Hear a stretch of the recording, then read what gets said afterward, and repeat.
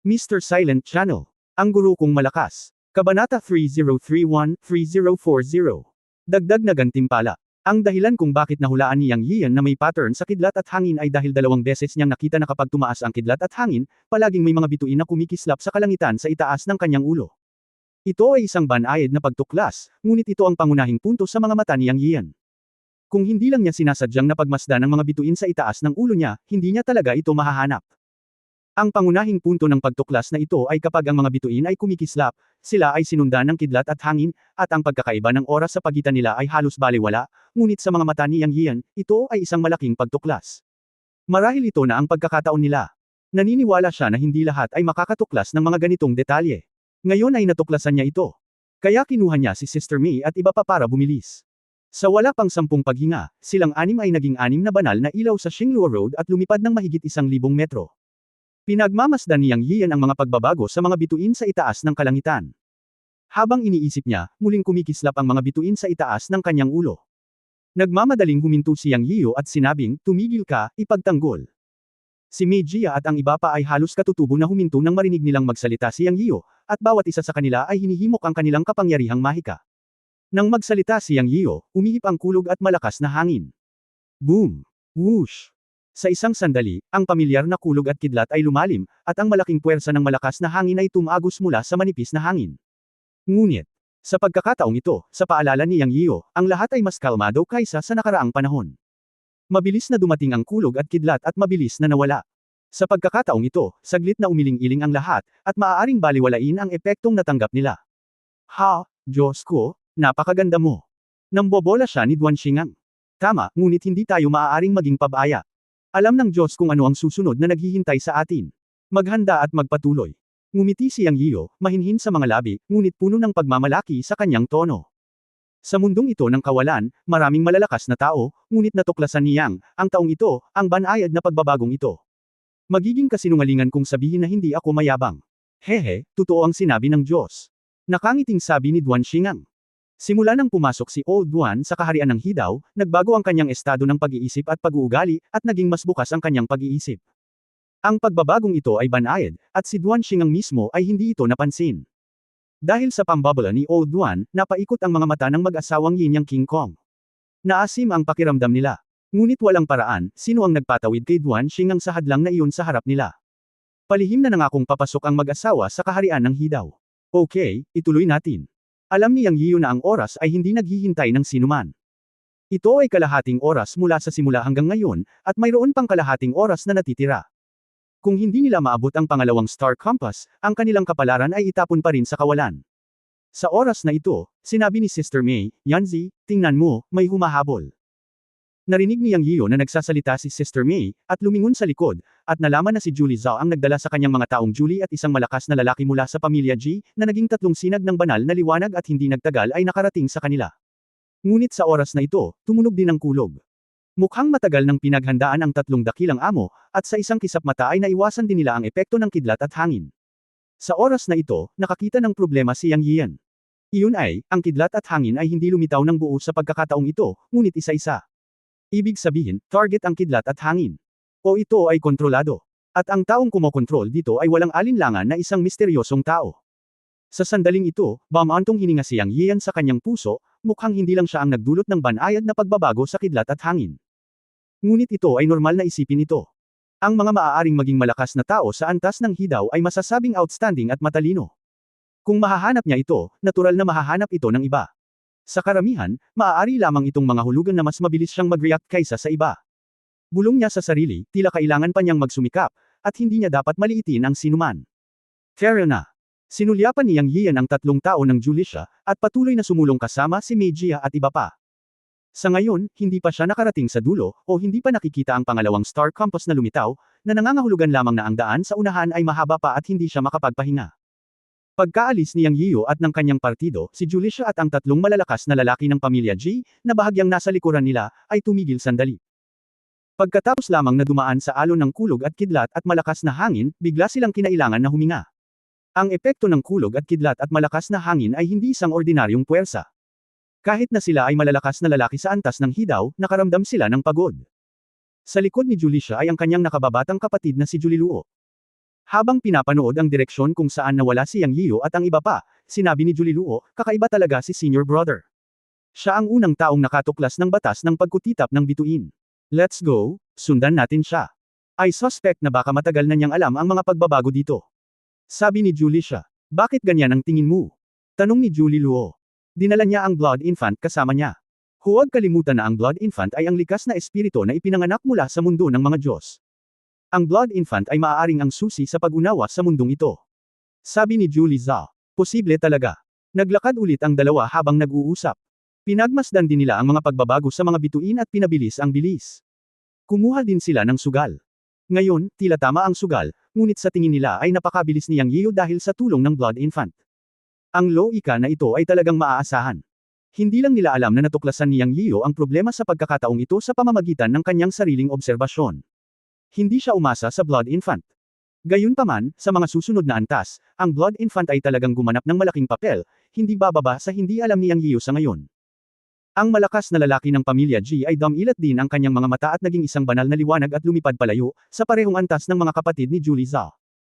Ang pagkakaiba ay ang lahat ay naglalakad pasulong sa kanilang sariling independenteng Star Compass Road. Gaya ng inaasahan ni Yang Yiyan, ang pagkislap ng mga bituin ay tanda ng paglitaw ng kidlat at malakas na hangin. Sa susunod na paglalakbay, sa tuwing may kumikislap na bituin sa mabituing kalangitan sa itaas, magkakaroon ng kidlat at malakas na hangin sa wala pang 3 paghinga. Mabuti na lang at nakahanda sila at nakakatakas sila sa panganib sa bawat pagkakataon. Pagkatapos, 4 na magkakasunod na kidlat at malakas na hangin, sa wakas ay nakita ni Yang Yiyan ang hitsura ng pangalawang Star Compass. Tuwang-tuwa siya, mayroon pang 100 metro, nakarating na kami. Habang nagsasalita siya, tumapak talaga siya sa pangalawang Star Compass. Wala itong pinagkaiba sa unang Star Compass. Ngunit walang paraan pasulong. Anuman ang kahihinatnan, sina Yang Yiyan at ang kanyang mga kasama ay unang sumakay sa Star Compass. Sa wakas, nakarating sila sa pangalawang Star Compass sa loob ng tinukoy na oras, upang hindi sila mapatapon sa kawalan. Bukod dito, kinalkula ni Yang Yiyan sa kanyang isipan na mayroon pa silang higit sa 10 minuto bago ang 1 oras na tinukoy ng misteryosong lalaki, at nakumpleto nila ito ng maaga. Pero, nangyari din ang mutation sa panahong ito. Nang tumuntong sila sa pangalawang Star Compass at wala ng oras para makahinga, biglang lumiwanag ang Star Compass sa ilalim ng kanilang mga paa. Boom! Ang mga puting apoy ay bumangon mula sa ilalim ng kanilang mga paa. Kasabay nito, ang umaalingaw na hangin sa kanilang mga tainga. Depensa. Ang mukha ni Yang Yiyan ay nagbago ng husto. Dumaloy ang kanyang magic power sa kanyang katawan, at kasabay nito, binalot niya si Xionghuan sa ilalim ng kanyang magic power gamit ang isang wave ng kanyang kamay. Nagkaroon din ng tacit understanding sina Sister Mei at Duan Xingang, at pinrotektahan nila ang mag-asawang Yin Yang King Kong sa ilalim ng kanilang magic power. Si Xionghuan at ang mag-asawang Yin Yang King Kong ay parehong nasa antas ng mga panuntunan ng Heavenly Dao, at hindi nila kayang labanan ang biglang puting apoy. Sa ganoong sandali, ang 6 na tao ay natangay sa lupa ng apoy at ang kasamang malakas na hangin, at isa-isang nahulog sa Star Compass. Sa kabutihang palad, ang lugar ng Star Compass ay sapat na malaki, at ang Star Compass ay 3 metro lamang ang lapad. Si Yang Yiyan at ang 6 na iba pa ay napabuga sa gilid. Dumating at mabilis na umalis ang apoy at malakas na hangin. Walang palatandaan. Ngunit sa ganoong sandali, nasunog na sana ang mga lubod sa kanilang mga palso. Kahit na medyo nahihiya, ngunit ito ay isang malapit na tawag. Naramdaman ni Yang Yiyo na ito ay sinadyang kalokohan ng misteryosong lalaki para paglaruan sila. Pagkatapos tumayo, sinabi ni Yang Yiyo, okay lang ba ang lahat? Wala. Ilang tao ang tumayo.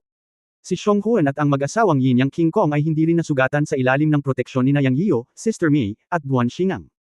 Ngunit dahil ang temperatura ng apoy ngayon ay kakilakilabot, ito ay talagang hindi isang bagay na maaaring labanan ng antas ng Heavenly Dao. Kung sila ay nakadikit sa katawan, sila ay balatan ng buhay. Dahil dito, sampain si Yang Yiyo sa kanyang puso. Ho! Bamantong hininga si Yang Yiyo. Sa oras na ito, isang mahiwaga at matandang boses ang tumunog, Hoy! Maliit na lalaki, matalino ka, ngunit ito ay simula pa lamang. May 3 hanggang 9 na tubo na naghihintay sa iyo. Bilang unang maabot ang layunin, ikaw ay gagantimpalaan ng isang bote ng mga banal na tabletas, 3 tableta. Oo nga pala, pwede ka rin magtanong, which is reward for your work? Nang bumagsak ang boses na ito, isang pilak na liwanag ang kumislap sa harap ng mga mata ni Yang Yiyan, at lumitaw ang isang bote ng tableta. Kasabay nito, isang puting jade road ang lumitaw sa kanilang paningin at umabot hanggang sa malayo. Ang hitsura ng kalsadang ito, nang walang pag-aalinlangan, ay humahantong sa 2 Star Compass, o ang 2 antas ng Star Compass. Iniunat ni Yang Yiyan ang kanyang kamay at kinurot ang bote ng tableta sa kanyang kamay. Pagbukas niya, may tatlong milky white na table tas talaga sa loob. Nagmumukha silang ordinaryo, nang walang anumang mga pattern ng tableta, at hindi naglalabas ng malakas na pagbabago-bago ng enerhiya na naisip niya. Dahil dito ay napaungol siya, ito ay holy pill. Hindi ito maaaring peke, tama. Sa sandaling sinabi niya ito, nagkaroon ng kulog sa mabituing langit sa itaas ng kanyang ulo. Pagkatapos ang mahiwagang matandang boses ay galit na nagsabi, "Asshole, nagdududa ka sa akin, ano ang alam mo, ignorante na junior, ang holy daw pill, bumalik sa orihinal na estado, sa katunayan, maiintindihan mo, sabihin sa iyo, sapat na ang tatlong banal na tableta para sa tatlong tao sa paligid mo upang sumulong sa estado ng pagkakaisa." Matapos marinig ito, ang mga mata ni Yang Yian ay kumislap ng isang sinag ng liwanag. Ang sagot na ito ay eksakto kung ano ang gusto niya, at ito ay sinadya lamang. Sakto lang. Tatlong holy pill ang naghiwalay kay Xiong Huan at sa mag-asawang Yin Yang King Kong. Kung talagang makakasulong sila sa estado ng pagkakaisa, malaking tulong ito para sa susunod na antas. Hindi man lang nila kailangang hatiin ang kanilang lakas para protektahan ang tatlong tao. At kapag siya ay umupo, tatlong dakilang pagkakaisa ang isisilang. Napakagandang pagkakataon. Natuwa si Yang Yian nang maisip niya ito. Hindi ko inaasahan na siya ang nanalo sa unang pwesto at may karagdagang reward. Hindi ko talaga inaasahan. Nagmamadali niyang sinabi, "Huwag mo akong sisihin, senyor, basta-basta lang sinabi ko, at natural na naniniwala ang junior." "Ha? Boy? May pagkakataon ka pang magtanong sa akin, magtanong ka dali, huli na." Ang mahiwagang matandang boses ay napakalungkot. Mabilis na napagtanto ni Yang Yian na, oo, bilang karagdagan sa dalawa pang table task, mayroon ding pagkakataon na magtanong. Ito ay isang bagay na matagal na niyang hinahanap-hanap. Bumulong si Yang Yian sa langit, "Maaari ko bang tanungin kung sino ka, nakatatanda?" Kabanata 3032, Spirit Star Luo. Nang tanungin ni Yang Yian ang tanong na ito, lahat si Meijia at ang iba pa ay natigilan. Anong klaseng pakulo ito? Hindi mo ba maitatanong ang pangunahing punto? Ano ang tanong na ito? Sa kapaligirang ito na puno ng hindi kilalang mga panganib, hindi mo ba maitatanong kung anong mga hindi inaasahang sitwasyon ang magaganap sa Starry Sky Road, upang mabawasan ang panganib para sa lahat? Kasama si Meijia, natahimik ang lahat sa tanong ni Yang Yian.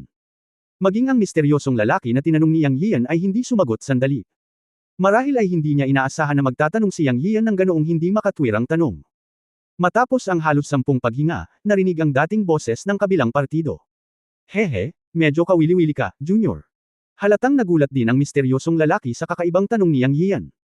Pagkatapos ay kinumpirma niya, "Junior, sigurado ka bang gusto mong itanong sa akin ang tanong na ito?" Sa sandaling ito, tila binigyan ng pagkakataon ng misteryosong lalaki si Yang Yian, ibig sabihin, dapat mong tanungin muli ang bata, huwag mong sayangin ang mahalagang tanong na ibinigay sa iyo ng Diyos. Pero, si Yang ay parang matigas ang ulo.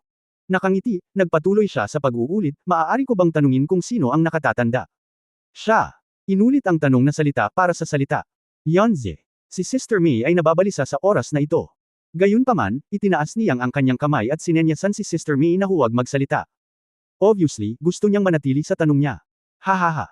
Tumawa ng malakas ang matandang boses ng misteryosong lalaki, umalangaw-ngaw sa buong mundo. "Kawili-wili, talagang kawili-wili, hahaha, okay, sasabihin ko sa iyo, hindi ako tao." Nang sabihin ito ng mahiwagang matandang boses, nawala ang boses. Kasabay nito, mabilis na dumating ang 6 na landas ng banal na liwanag. Si Julie Zha, ang pamilyang Ji at ilang makapangyarihang tao ang sumugod. Narinig din ng mga taong ito ang pag-uusap ng misteryosong lalaki at ni Yang Yio. Kung tutuusin ay curious sila kung sino ang misteryosong lalaki, pero hindi nila akalain na tatahimak pala ito sa huli. Isa-isa silang na-curious at nababalisa, at humakbang sa kani-kanilang star compass. Kasabay nito, ang apoy at malakas na hangin ay tumaas. Nakatagpo sila ng parehong bagay tulad ni Yang Yio at iba pa. Sila. Lahat ay nasunog ng apoy ng pangalawang bituin sa bundok ng kumpas. May sumigaw. Ah! Malinaw, hindi sila handa at nasunog ng apoy sa star compass. Gayunpaman, mabilis na lumitaw ang apoy at mabilis na nawala. Walang namatay, ngunit hindi maiiwasan na may ilang tao ang nasugatan. Pagkatapos ng ilang panahon ng kahihiyan, tumayo silang lahat at tumingin kay Yang Yio at sa iba pa sa unang pagkakataon. Sa katunayan, gusto nilang lahat na marinig ang sinabi ng misteryosong lalaki kay Yang Yio. O nagtanong si Yang Yio tungkol sa pagkakakilanlan ng misteryosong lalaki, sino nga ba siya? Dati, narinig lang ng lahat ang pangungusap na, "Hindi ako tao." Kung ito ay sinabi sa sangkatauhan, ito ay tunog na nakakasira. Ngunit hindi ito kakaiba sa lahat para sa mga Diyos o sa misteryosong tao. Mayroong hindi mabilang na mga Diyos sa tatlong kaharian, at ang lahi ng tao ay hindi ang nangingibabaw sa sinaunang kasaysayan. Mayroong maraming mga Diyos, na kilala bilang mga Diyos ng lahat ng lahi. Normal lang na sabihin ng misteryosong lalaki na hindi ako tao. Para naman kay Yang Yio, may ngiti sa kanyang mga labi. Nakuha na ang sagot. Ang ikalawang kalahati ng boses ng misteryosong lalaki ay ipinadala sa kanya, at siya lamang ang nakarinig nito. Inaalala ang matandang boses kanina lang, iyon ang narinig sa kanyang isipan. Ako ang espiritu ng chessboard sa chessboard ng Void Emperor, o ang espiritu ng kayamanan ng Pantheon, na nilikha ng Emperor. Maaari mo akong tawaging Xingluo. Kahit na ito ay isang maikling pangungusap, ito ay labis na nakakabigla kay Yang Yio. Sapagkat ang impormasyong ipinahayag sa pangungusap na ito ay napakalaki sa kanyang palagay. Ang misteryoso at matandang boses ay ang pagkakasunod-sunod ng Void Emperor's chessboard, o ang espiritu ng Pantheon Mountain. Ang Pantheon ng Pantheon at ang Void Heaven and Earth Plate ay iisa. Ito ay isang kayamanan.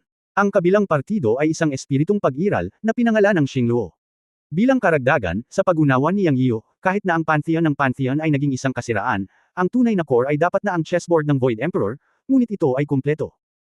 Sapagkat ang langit at lupa dito ay sariling mundo, at ang espiritu ng instrumentong Xingluo ay umiiral pa rin, na nangangahulugan na ang tunay na core ng Pantheon Mountain ay hindi pa naaalis. Dahil sinabi ni Xingluo sa kanya ang kanyang sikreto, isa itong magandang pagkakataon para sa kanya. Anong pagkakataon? Ang pagkakataong ito ay ang diwa ng sandata.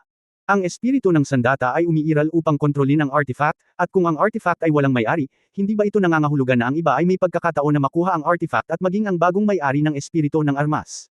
Kaya medyo mainit ang puso ni Yang Yio. Sa oras na ito, muling tumunog ang misteryosong boses o ang boses ni Xingluo, gagantimpalaan ka ng banal na tableta kung dumating ka sa tinukoy na oras. Nang bumagsak ang boses, 6 na banal na tabletas ang lumitaw mula sa manipis na hangin sa iba pang 6 na star compass. Si Julie Zhao at ang iba pa ay walang pakialam sa bilang ng mga tao sa bawat star compass. Ito ay isa. Hindi isa para sa bawat tao. Ang bawat isa sa kanila ay tumanggap ng isang banal na tableta.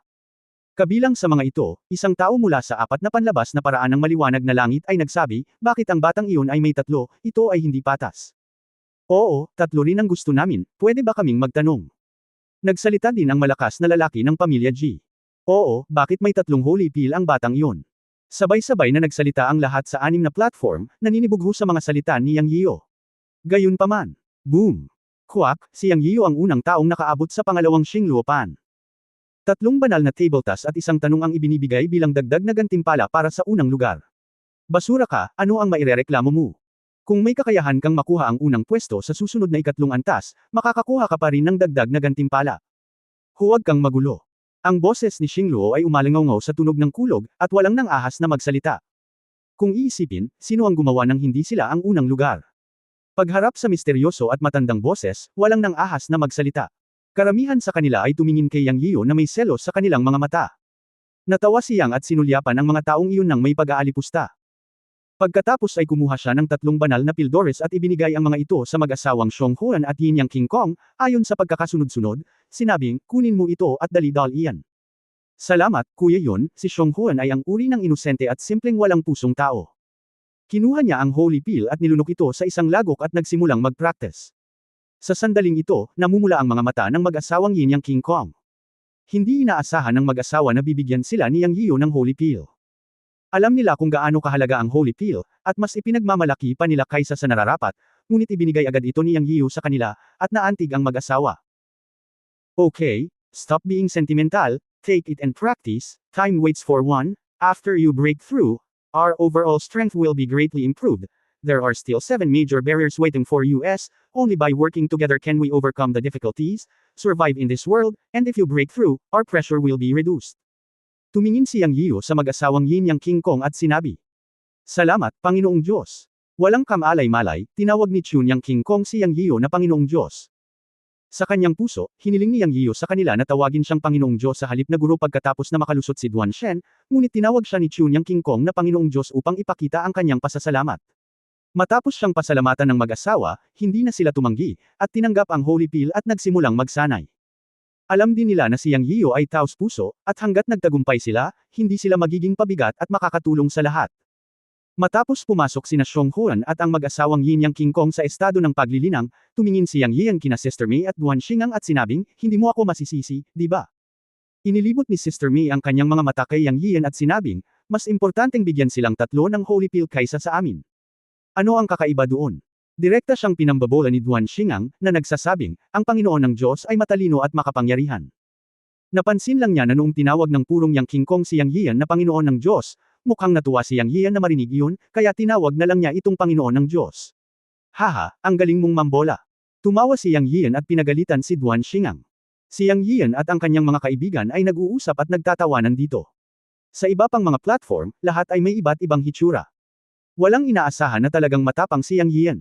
Hindi niya iniwan ang Holy Pill para sa kanyang sarili ngunit ibinigay ito sa iyong mga subordinate. Anong kakaibang batang lalaki? Boom! Habang nag-uusap, dumating din ang natitirang 3 tao sa Star Compass, halos mga huling minuto. Dumating ang lahat sa loob ng tinukoy na oras.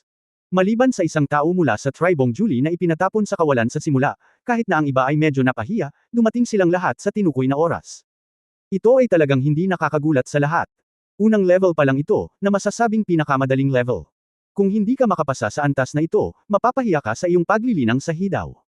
Kabanata 3033, ang kombinasyon ng 7 makapangyarihang tao sa antas ng hidaw. Siyempre, walang nakaligtas. Bagamat lahat sila ay sumakay sa pangalawang Star Compass sa loob ng itinakdang oras, ang lahat ay nagkagulo. Isang bagay ang napakalinaw, iyon ay, lahat ay naiinggit kay Yang Yiyo. Nanalo ang batang ito sa unang lugar, nakakuha ng 3 banal na table task, at nagtanong pa ng isang katanungan, na kinaiinggitan ng maraming tao. Hindi ko alam kung anong tanong ni Yang Yiyo. Alam ng lahat ang tungkol sa sitwasyon ni Yang Yiyo. Bawat isa sa kanila ay may mga alagad ng antas ng Tiandaw. Bagamat hindi sila magkasama, sila ay pagpapalitan ng impormasyon. Matapos makapasok si Yang Yiyo sa God's domain, nakapatay siya ng maraming tao. Masasabing nasaktan ni Yang Yiyo ang karamihan sa mga puwersa ng Great Dao Hall sa God Realm. Bagamat alam ito ng mga makapangyarihang lalaking ito sa antas ng hidaw, hindi nila ibinaba ang kanilang mga mukha upang maghayganti kay Yang Yiyo. Nang malaman lamang nila na ipinanganak ang dugong sanggol, hinanap ni Julie Zhao at ng ilang iba pa si Yang Yiyo, ngunit lahat sila ay nagdusa. Ngayong si Yang Yiyo ay pumasok na sa antas ng hidaw, lahat ng naruroon ay talagang natatakot. Pagkatapos ng lahat, si Yang Yian ay nasa antas ng Dao, gayon din ang babaeng nasa tabi niya, at mayroon ding kakaibang sanggol na may dugo, at ang isa pang Duan Xingang ay nasa antas din ng Dao. Kung ikaw gusto mong hawakan si Yang Yian ng ganitong uri ng totoong hitsura, kailangan mo talagang mag-isip ng 2 beses. At saka, ngayon lahat ay nasa kanya-kanyang landas, at hindi nila siya mahawakan. Gaya ng sinabi ng espiritu ng sandata na si Xingluo, sinumang makatugon sa mga kinakailangan ay gagantimpalaan ng banal na tableta. At lumitaw ang isang Xingluo Road sa harap ng bawat Star Compass. Ano ang susunod? Muling tumunog ang boses ng weapon spirit na si Xingluo, Hoy, juniors, magsisimula na ang 3 antas. 1 oras pa ang oras. Good luck, ngunit sa pagkakataong ito ay hindi na ito kasing dali ng dati. Mamamatay ang mga tao. Haha. Siyempre, magiging bukas palad ang mga pabuya. Kung naabot mo ang 3 Star Compass sa loob ng tinukoy na oras, maaari kang makakuha ng isang banal na gantimpala ng sandata, ngunit mayroon lamang 3 banal na sandata, at tanging ang unang 3 tao na nakarating sa Star Compass ang makakakuha ng gantimpala ng banal na armas. Ang unang taong darating ay magkakaroon ng prioridad na pumili ng isa sa mga banal na sandata, ngunit ang pangalawa at pangatlo ay magkakaroon ng pagkakataong magtanong sa upuang ito. Para sa mga hindi nangunguna sa 3, walang gantimpala, at ang mga hindi maabot ang 3 Star Compass sa loob ng tinukoy na oras ay parurusahan. Magsimula ngayon. Pagdating ng lahat, nagsimula na ring ipahayag ng espiritu ng sandata ang pagsisimula ng 3 antas. Ang tinukoy na oras ay hindi nagbago, ito ay 1 oras pa rin, ngunit sa pagkakataong ito ay tumigil ito sa pandinig ng lahat at nagparamdam sa lahat. Dahil ang espiritu ng sandata na si Xingluo ay nagsabi na ang mga tao ay mamamatay sa pagkakataong ito. Ngunit ang gantimpala ay hindi masama. Banal na sandata. Ang sandata ng banal na daan, ito ay hindi isang bagay na maaari nilang pinuhin, ito ay isang banal na sandata na umiiral lamang sa mga alamat. 3, at ang nangungunang 3 lamang. Para sa ibang mga lugar, kahit na maabot nila ang 3 Star Compass sa loob ng tinukoy na oras, walang reward. Kung hindi nila maabot ang Star Compass sa loob ng tinukoy na oras, sila ay parurusahan. Hindi sinabi ng espiritu ng instrumentong si Xingluo kung ano ang parusa, ngunit inisip ng lahat na hindi ito magiging simple. Naglagay ito ng malaking presyon sa lahat ng nasa di nakikitang puso. Bilang karagdagan, lahat ay puno ng sigasig para sa banal na artifact. Walang maraming banal na artifact sa buong God Realm, at kahit na mayroon, ang mga ito ay nasa kamay ng ilang tao. Gusto ito ng lahat. Nang matapos magsalita ang espiritu ng instrumentong si Xingluo, lahat ng nasa 8 Star Compass ay gumalaw, humakbang sa Star Road, at tumungo patungo sa 3 Star Compass. 8 sa 9 na Star Compass ang gumalaw, at ang natitirang isa na hindi gumalaw ay natural na si Yang Yiyo at ang kanyang grupo. Hindi gumalaw si Yang Yiyu dahil si Xiong Huan at ang mag-asawang Yin Yang King Kong ay nasa state of cultivation pa, at kailangan nilang maghintay hanggang sa matapos silang tatlo sa kanilang cultivation. Maghintay tayo, sabi ni Yang Yiyu kay Sister May. Oo, maghintay. Tumango si Ate May. Alam niya ang ugali ni Yang Yiyu, at hinding-hindi siya gagawa ng anumang bagay tulad ng pag-abandona sa kanyang mga kasama. Matagal-tagal na rin mula noong uminom ng Holy Pill si Xiong Huan at ang dalawa pa.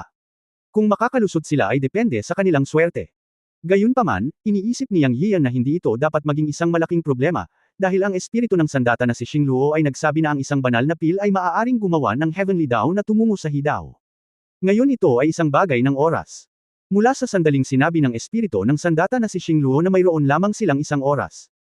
Ang oras ay minsan ay walang katapusan para sa mga Diyos, kaya hindi na kailangang mag-alala tungkol sa mga isyu sa oras, ngunit sa oras na ito, ang oras ay napakahalaga sa kanila. Kung si Xiong Huan at ang dalawa pa ay hindi naantala ang kanilang paglilinang ng ilang sandali, ito ay medyo mapanganib para sa kanilang lahat. Hindi bababasa, sila ay ipatapon sa kawalan, at ang pinakamasama, hindi nila alam kung anong parusa ang kanilang matatanggap. Sa loob ng isang oras, dapat nilang maabot ang ikatlong star compass. Ngunit ngayon ay kailangan nilang hintayin si Xiong Huan at ang dalawa pa. Sa totoo lang, isang kasinungalingan ang sabihing hindi ako nababalisa. Ngunit walang paraan. Si Xiong Huan at ang mag-asawang Yin Yang King Kong ay uminom na ng Holy Pill at pumasok sa cultivation state. Hindi nila maabala ang kanilang paglilinang. Hindi pwede yun. Ang pagkagambala sa oras na ito ay aksidenteng masisira ang landas ng tatlong tao tungo sa pagsulong. Hindi yun magagawa ni Yang Yiyan. Ngayon ay maaari na lamang siyang umasa sa bisa ng Holy Pill. Ito ay isang banal na tableta. Kung ito ay makapangyarihan, ang oras na aabutin upang makalusot ay lubhang maiikli. Lumipas ang oras. Si Yang Yiyan ay kalmado sa ibabaw, at si Sister May ay tahimik na nakatayo sa tabi niya, ngunit si Duan Xingang ay medyo nababalisa. Alam na alam ni Old Duan na kung hindi nila maabot ang ikatlong star compass sa loob ng tinukoy na oras, ano ang naghihintay sa kanila. Ngunit hindi siya nang ahas na magsabi ng anuman maliban kung magsalita ang Panginoong Yang Yiyan. Gayunpaman, pagkatapos ng halos kalahating oras, nakita ni Duan Xingang na hindi pa rin kumikibo si Xiong Huan at ang dalawa pa. Sa oras na ito, siya ay nababalisa at tumingin kay Yang Yiyan at hindi napigil ang sabihin, gusto ng Panginoon na manatili ako at protektahan silang tatlo. Ikaw at si Lord May ay pumunta sa ikatlong star compass, kung hindi, lahat tayo ay mapatapon o mapaparusahan. Nagsimula talagang mag-alala si Yang Yiyan sa kanyang puso. Natural na alam niya na makatwiran ang sinabi ni Duan Xingang. Pero paano kung may nangyaring hindi inaasahan? Xiong Huan man o ang mag-asawang Yin Yang King Kong, ayaw niyang magkamali. Maghintay ng kaunti pa. Kinagat ni Yang Yiyan ang kanyang mga ngipin. Kung hindi pa rin kumikibo ang tatlo pagkaraan ng ilang sandali, kailangan niyang tanggapin ang mungkahi ni Duan Xingang. Kung hindi siya kikilos, mawawasak ang buong hukbo. Maya-maya ay natapos na ang kalahating oras. Sa oras na ito, hindi na maghintay si Yang Yiyo. May kalahating oras pa ang natitira, at kailangan pa nilang pumunta mula sa pangalawang star compass patungo sa ikatlong star compass. Ang daan sa pagitan ay tiyak na mahihirapang lakaran, at hindi nila alam kung sapat na ang oras, ngunit ngayon ay tila kalahating oras na ang pinakamataas na oras na kaya niyang maghintay. Ho! Napabuga siya ng maputik na hangin, at nang magsasalita na sana siya, nakita niya ang buong katawan ni Xiong Huan na kumikinang sa dugo, at pagkatapos ay ang mag-asawang Yin Yang King Kong ay nagpalabas din ng banal na liwanag mula sa kanilang mga katawan. Tuwang-tuwa siya, senyales ito na malapit nang makapasok ang tatlo. Ungol. Sa sumunod na segundo, nagpakawala si Xiong Huan ng mahabang dagandong, ngunit pumasok sa isang siklab na estado, at isang malakas na hininga ang lumabas mula sa kanya. Sa wakas ay tumawa si Yang Yiyo, si Xiong Huan sa wakas ay nakapasok sa unang antas ng kaharian ng Hidaw. Boom! Dalawang dagandong ang nagmula sa mag-asawang Yin Yang King Kong. Pumasok din ang mag-asawa sa Hidaw. Talagang makapangyarihan ang Holy Pill. Bulong ni Yang Yiyo sa sarili. Makakasiguro ka na ngayon. Ngumiti si Ate May. Sa kanyang puso, ang pinakamahalagang oras ay maghintay kay Xiong Huan at sa dalawa pa sa loob ng kalahating oras. Kung lumipas ang kalahating oras at hindi nakalusot ang tatlo, iminumungkahi niya na umalis si Yang Yiyan. Sa kabutihang palad, sa wakas ay natupad ng tatlo ang inaasahan ng lahat at nakalusot, matagumpay na nakapasok sa unang antas ng kaharian ng Hidaw. Hindi masama, hindi masama. Nakahinga rin ng maluwag si Duan Xingang. Kuya yun, nasira ko na. Ang liwanag ng dugo sa katawan ni Xiong Huan ay nawala, ang siklab na estado ay nawala, at siya ay bumalik sa kanyang normal na anyo ng tao. Siya ay may malademonyong figure at walang kapantay at kakaibang mukha. Masaya siyang tumakbo kay Yang Yiyan at niyakap ang braso ni Yang at niyugyug ito. Ahem, napakalakas ni Wanwan. Naramdaman ang pagmamalaki ni Xiong Huan laban sa kanya, ang matandang mukha ni Yang ay namula, nilunok ang kanyang laway, lihim na sinulyapan si Sister May, at itinulak ng kaunti si Xiong Huan palayo. Ate! Tinitigan ni May si Yang Yiyan gamit ang kanyang phoenix na mga mata, nakangiti. Pinahiya nito si Yang at sinabing, ang babaeng ito ay palaging ganito, ahem. Sa kabutihang palad, sa oras na ito, natapos ng mag-asawang Yin Yang King Kong ang kanilang pagsasanay, lumakad para pasalamatan si Yang Yian, at sa wakas ay nalutas ang kahihiyan ni Yang. Salamat sa biyaya ng Panginoong Diyos sa muling pagsilang. Nakapasok na kami ng asawa ko sa hidaw, at buong puso at kaluluwa naming maglilingkod sa Panginoong Diyos sa hinaharap. Hinaway-kaway ni Yang Yian ang kanyang kamay at sinabing, okay, lahat ng ito ay magagandang bagay, ngunit hindi ngayon ang oras para maging magalang. Kalahating oras na lang ang natitira. Kaya na dali. Walang oras. Pagkatapos sabihin iyon, tumango si Yang Yian kay Sister May. Siya pa rin ang unang umikot at tumuntong sa puting Jade Road patungo sa ikatlong Star Compass. Bagamat medyo masikip ang oras, ipinagmamalaki ni Yang sa kanyang puso. Mula ngayon, sila ay isang kombinasyon ng 7 hidaw level strongmen, at sila ay mas kumpiyansa tungkol sa susunod na antas. Kabanata 3034, Isang hampas ng buntot ng dragon.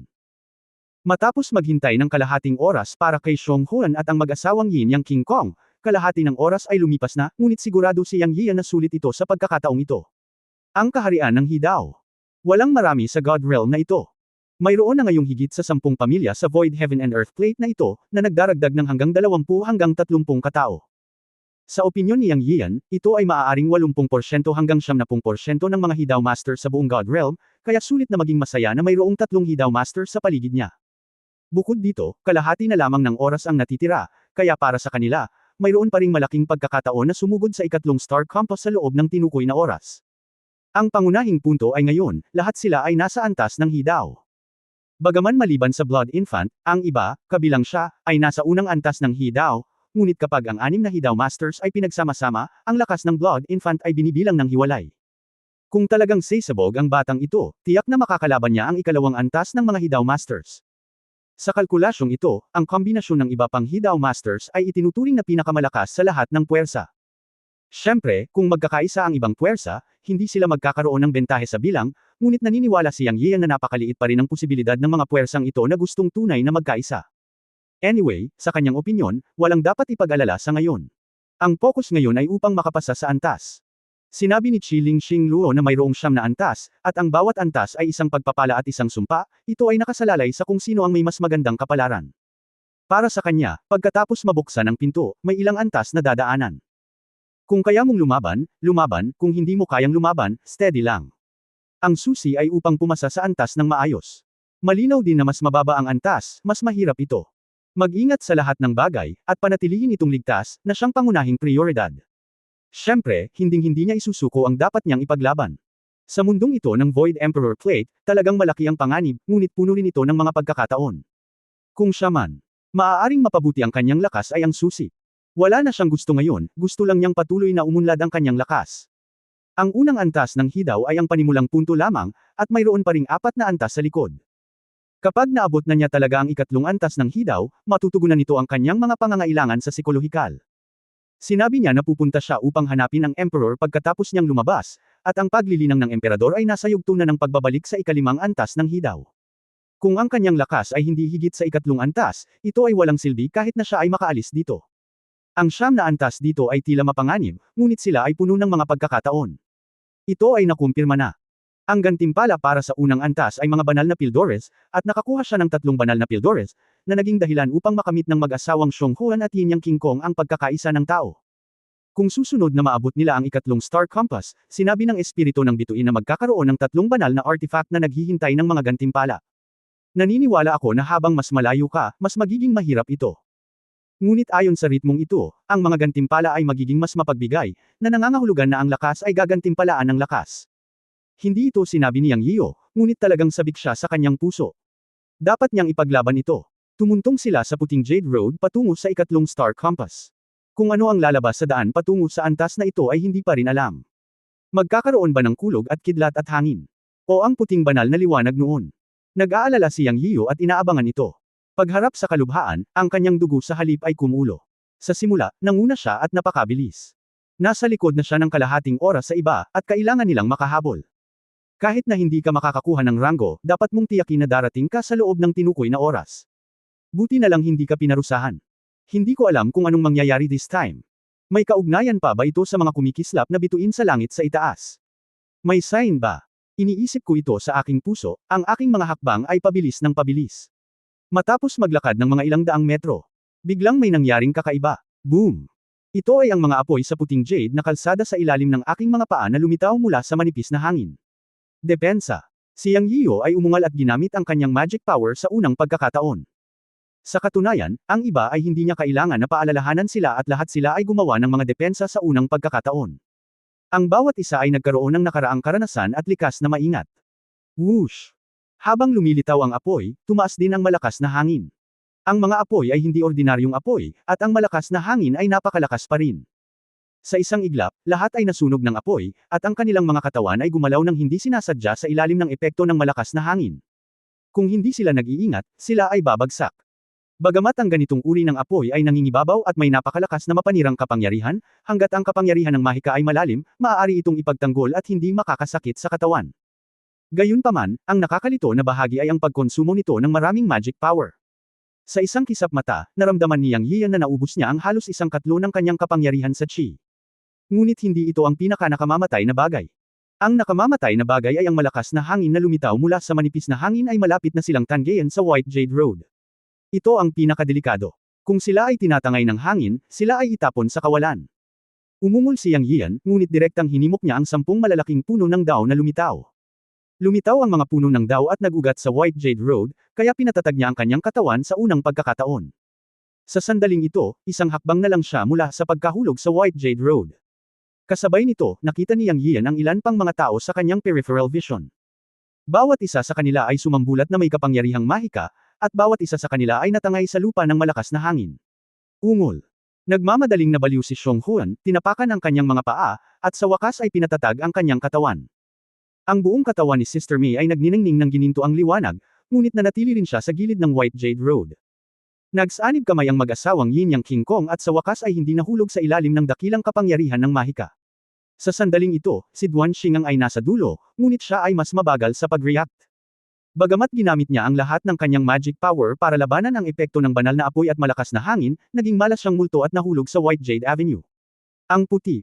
Ang Jade Avenue, na 3 metro lamang ang lapad, ay tinamaan ng banal na apoy at malakas na hangin ng walang anumang palatandaan. Ito ay magiging mapanganib para sa sinuman. Napasigaw si Duan Xingang sa takot dahil alam niyang pagkaalis niya sa White Jade Avenue, hindi sinasadyang mapatapon siya sa kawalan at hindi na makakabalik. Kahit sino ay magpapanik. Matandang Duan. Si Yang Yiyan ay nababalisa. Sa sandaling ito, isang dagandong ng dragon ang tumunog. Sa harap ni Yang Yiyan, ang katawan ni Sister May ay nagniningning ng gininto ang liwanag, at isang buntot ng dragon ang kumikislap, ngunit tumama ito kay Duan Xingang. Bang! Sa isang iglap, kumilos si Sister May, tinamaan ang buntot ng dragon, at pilit na hinayla pabalik si Duan Xingang at lumapag sa White Jade Avenue. Ho! Nakahinga ng maluwag si Yang Yiyan. Sa oras na ito, ang banal na apoy at ang malakas na hangin ay naglaho, mabilis na dumarating at umalis. Bumalik sa kalmado ang lahat. Tanging tunog ng paghinga ng lahat ang naririnig. Namutla ang mukha ni Duan Xingang. Matapos huminga ng malalim, umakyat siya at sinabi kay Sister May, "Salamat, Inang Diyos, sa pagligtas sa aking buhay. Bumangon ka, humanda, simula pa lang ito, magkahawak kamay tayong maglakad." Medyo kalmado si Ate May. Tumanggo si Yang Yiyu at sinabing, "Kanina lang dapat tayong magkahawak kamay na lumakad." Ang mga lubod na antas ng artifact ay walang silbi sa ilalim ng banal na apoy at masusunog sa isang iglap. Sa ganoong biglaang pagbabago, lahat ay nakakonsumo ng maraming mana. Nasa kamay pa rin ni Yang Yiyu ang sheer appeal. Sa sandaling ito, winagiwi niya ang kanyang kamay ng walang pag-aalinlangan at binigyan ng lahat ng 3 sheer appeals at sinabing, "Hawakan mo ang mga ito sa iyong bibig upang mapunan muli ang iyong mana anumang oras." Hindi natin alam kung ilang beses nating haharapin ang susunod na pagkonsumo ng banal na apoy. Lahat, humanda, patuloy tayong aalis, hindi naghihintay sa atin ang oras. Kabanata 3035, Divine Fire Avenue. Ang kalsadang ito ay nakatakdang maging mas mahirap kaysa sa unang yugto, ngunit hindi imposibleng malampasan ito. Mula sa pagliligtas ni Sister May kay Duan Xingang, makikita natin na ang pagkakaisa ay ang pinakamahusay na paraan upang malampasan ang mga paghihirap. Ang banal na apoy at malakas na hangin ay lumitaw sa bahaging ito ng kalsada. Ang nakaraang seksyon ay kulog at kidlat na malakas na hangin. Makikita na ang kahirapan ng bawat antas ay hindi tiyak. Malakas na hangin lang ang laging nandoon dahil hihipan nito ang mga tao sa White Jade Road. Kung gusto mong maghintay para sa gantimpala at pumasok sa susunod na antas, dapat kang pumasa sa maraming antas. Hanggat nakahanap ka ng paraan, hindi imposibleng makumplito. Mas maraming tao at mas maraming pakinabang. Kahit papaano ay nararamdaman ni Yang Yiyo na ganap nilang makayanan ang susunod na bahagi ng kalsada. Bilang. Hanggat ang problema ng pagpigil sa tamaan ng malakas na hangin ay nalutas, ang pagsunog ng banal na apoy ay hindi magiging problema. Dahil mayroon siyang shear pills para maglagay muli ng mana. Ang pagtatanggol sa banal na apoy ay kumakain ng pinakamaraming mana. Kapag naubos na ang mana, may panganib na tamaan ng malakas na hangin at bumaba sa White Jade Road. Dahil ang banal na apoy ay kumakain ng mana, hindi may iwasang hindi ito sapat sa oras na iyon at tatamaan ng malakas na hangin, kaya hanggat sapat ang mana, ang malakas na hangin ay hindi magiging problema. Matapos iwasan ang unang alon, nanguna si Yang Yiyo at mabilis na lumipad palayo. Sa pagkakataong ito ay alam niyang hindi pwedeng tingnan ang mga bituin sa itaas ng kanyang ulo. Ang banal na apoy ay lumabas ng direkta mula sa puting Jade Road nang walang anumang palatandaan. Kaya hiniling niya sa lahat na gumamit ng mana defense sa daan. Bagamat nakakonsumo ito ng mas maraming mana, masisiguro nitong makakapag-react sila sa unang pagkakataon. Kung ang sinuman sa paligid nila ay nasa panganib na matamaan at mahulog sa puting Jade Road, lahat ay maaaring kumilos. Ito ay isa ng kumpletong plano na maaaring isipin. Pinatunayan ng mga katotohanan na ang kanyang pamamaraan ay magagawa. Sa sumunod na paglalakbay, nakatagpo sila ng 3 pag-atake ng Divine Fire Wind. Dahil sa proteksyon ng mana na nakabukas anumang oras, at lahat ay naglalakad ng magkahawak kamay, sa wakas ay nakatakas sila ng walang panganib. Pagkatapos ng ikatlong alon ng impact, sa wakas ay nakita ni Yang Yiyo ang isang tao sa kanyang paningin. Gayunpaman, medyo miserable ang taong nakita niya. Bakit miserable? Dahil ang taong ito ay lumulutang sa kawalan. Malinaw, siya ay isang malas na tao sa ilalim ng epekto. Ang Tag-Akita ay nakadamit bilang isang makapangyarihang tao ng Tribong Chiyo. Nakiramay lang si Yang Yiyo sa kanya at nagpatuloy sa pagsulong. Walang makakatulong sa taong iyon sa oras na ito. Matapos lumakad ng kaunti pa, sa wakas ay nakita na ni Yang Yiyo ang karamihan sa mga tao. Sa wakas ay naabutan nila ang pangunahing grupo. Ang dahilan kung bakit sila nakahabol ay dahil sa isang kalsada ng banal na apoy ang lumitaw sa kanilang paningin. Mula sa hindi regular na hitsura sa simula, hanggang sa kalsada ng apoy na ngayon ay bukas. Ang apoy sa 8 puting jade na kalsada ay 3 talampakan ang taas, at ang mga figure ng ilang tao ay makikita pa rin sa apoy.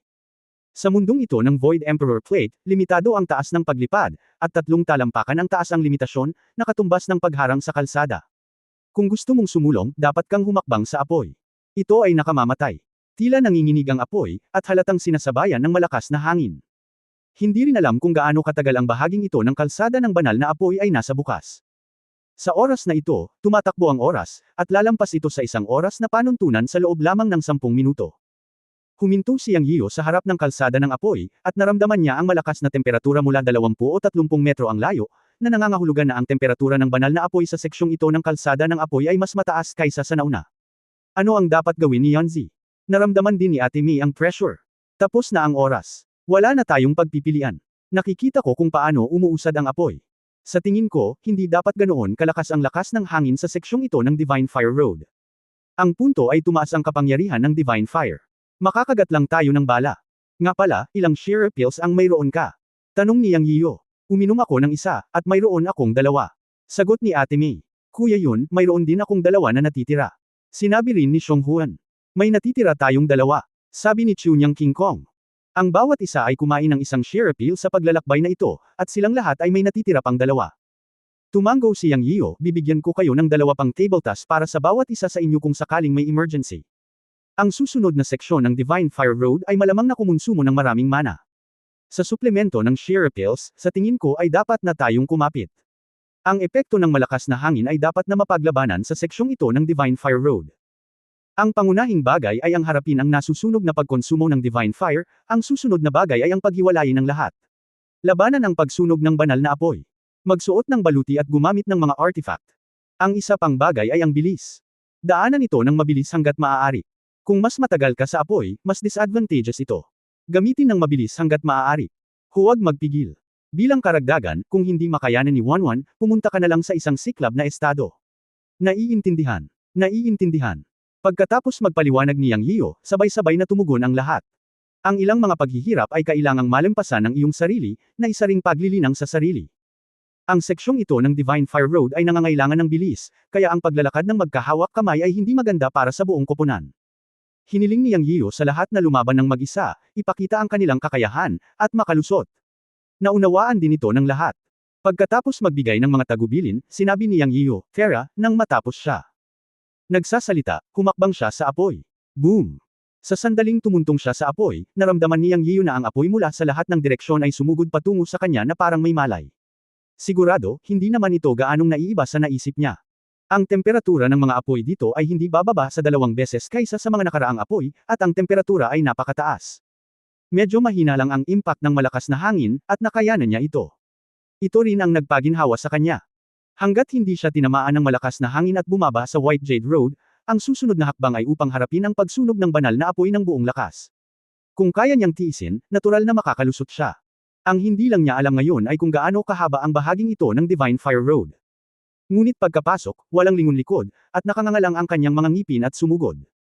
Sa kabutihang palad, ang kapangyarihan ng Chi ng antas ng Hidaw ay hindi maihahambing sa ordinaryong banal na kapangyarihan, at maaari itong makatiis. Gayunpaman, ang intensity ng pag-aapoy ng apoy ay masyadong malaki, na nagiging sanhi ng mana upang maubos ng napakabilis. Pakiramdam pa nga niya ay baka masunog siya ng apoy at nasa panganib ang mana counter defense. Sa kasong ito, para sa kapakanan ng seguro, inilagay niya ang maitim na sandata kung sakali. Ang mga pakpak ng hangin at ulap ay kumikislap, at ang bilis ay 3 beses na mas mabilis. Sa Flame Road, naging stream ng liwanag si Yang Yiyu at umalis. Ang hindi niya inaasahan ay wala pang 10 paghinga, 70% ng kanyang mana ang naubos. Ito ay dahil binuksan niya ang mga pakpak ng hangin at ulap at isinuot ang maitim na baluti, dahil lahat sila ay nangangailangan ng mana upang suportahan. Walang pag-aalinlangan, iniluwan niya ang isang sheer appeal para lagyang muli ang kanyang mana. Kung hindi, kapag naubos na ang mana, direktang susunugan siya ng banal na apoy. Tuwang-tuwa si Yang Yiyu na mayroon siyang furnace ng sheer appeal sa kanya at hindi niya ibinigay ang lahat kay Xuantong upang kunin, kung hindi, hindi niya talaga alam kung paano lampasan ang daan na ito ng banal na apoy. Sa sandaling ito, ang bilis ni Yang Yian ay tumaas, ngunit habang siya ay lumayo, mas mataas ang temperatura na kanyang naramdaman. Pakiramdam niya ay hindi na sapat ang kanyang magic power protection para pigilan siya. Sana lang ay hindi masyadong mahaba ang bahaging ito ng paglalakbay at matapos na ito sa lalong madaling panahon. Nakuha ng Kabanata 3036 ang kapangyarihan ng banal na apoy. Pagkatapos ng 10 paghinga, hindi niya alam kung gaano katagal niya tinahak ang Divine Fire Road sa ilalim ng basbas ng Fendian Wings. Sa mga oras na ito, wala na siyang pakialam sa kung ano-ano pa at maaari na lamang siyang sumugod na nakatikip ang ulo. Sana lang matapos na ito sa lalong madaling panahon. Nang uminom siya ng pangalawang sheer appeal, sa wakas ay hindi na siya nakatagal. Siyempre, ang pagtatanggol ng mana ay nasunog ng husto. Sa oras na ito, maaari lamang siyang umasa sa baluti sa kanyang katawan. Ang armor ay talagang may mga bitik sa huling labanan, at hindi pa ito naayos sa oras. Nang masunog ang apoy sa kanyang katawan, naramdaman ni Yang Yiyu ang napakataas na temperatura na naililipat sa kanyang laman sa pamamagitan ng mga bitik sa armor, ngunit nasanay na siya sa kanyang laman at mas malakas kaysa sa laman ng mga ordinaryong tao. Bagamat hindi komportable ang temperaturang ito, nakayanan pa rin niya ito. Pabilis ng pabilis ang pagkislap ng Fendian Wings. Kinagat ni Yang Yiyu ang kanyang mga ngipin at nagpatuloy. Ngunit nang lumipas ang ikatlong 10 paghinga, ang baluti sa kanyang katawan ay gumawa ng kaluskos, at ang mga bitik ay lalong kumalat. Alam ni Yang Yiyu na ang misyon ng Dark Armor ay matatapos na. Hayaang magsimulang masunog ang buong katawan. Patuloy siyang bumubulong sa kanyang puso, bilasan mo, at bilasan mo. Inaasahan niya ang katapusan at makaalis sa apoy. Kung hindi, kapag ang baluti ay ganap na nawasak, ang malakas na banal na apoy ay susunugan ang kanyang katawan. Sa oras na iyon, hindi niya alam kung kakayanin niya. Siya ay uminom ng 3 sheer pills at wala na siya. Sa pagkakataong ito, pakiramdam niya ay naubusan na siya ng bala at pagkain. Ngunit mayroon pa ring malaking apoy na nag-aalab sa kanyang paningin, na parabang ito ay isang walang katapusang daan. Hindi mapigilan ni Yang Yiyu ang pagkabalisa at pagkairita, ngunit alam niya na mas hindi siya maaaring magpanik sa oras na ito, kung hindi ay mapapahamak siya kung hindi siya mag-iingat. Siyempre, maaaring hindi ito umabot sa punto ng walang pagbabalik, ngunit tiyak na hindi komportable kung may nangyaring mali. Kung wala ang mga table tasks sa kanyang katawan, haharapin niya ang panganib na maubusan ng mana. Sinubukan ni Yang Yiyu ang kanyang makakaya na panatilihing kalmado ang kanyang ulo at mag-isip ng mga hakbang. Hindi nagtagal ay nagpasya siyang sumugal at gamitin ang natitirang mana upang mapanatili ang operasyon ng Fendian Wings, dahil sa oras na ito alam niya na ang bilis ay ang tanging pag-asa. Sa pamamagitan lamang ng pagmamadali sa Divine Fire Road na ito sa lalong madaling panahon makakatakas siya sa panganib. Tungkol naman sa armor sa kanyang katawan, malapit na itong matanggal, kaya tumigil na lang siya sa paggamit ng mana para mapanatili ito at nasayang ang mana. Makikita niya kung gaano katagal ang armor. Hanggat ang bilis ay sapat na mabilis, maaari siyang sumugod palabas. Sa kasong ito, bago siya makatagal ng 3 paghinga, isang tunog ng kaluskos ang nagmula sa kanyang katawan, at pagkatapos, parang chain reaction, kaluskos. Sunod-sunod na tunog mula sa kanyang katawan. Ang maitim na baluti sa kanyang katawan sa wakas ay dumating sa wakas ng buhay nito. Nagsimula itong maging pulbos sa bawat piraso.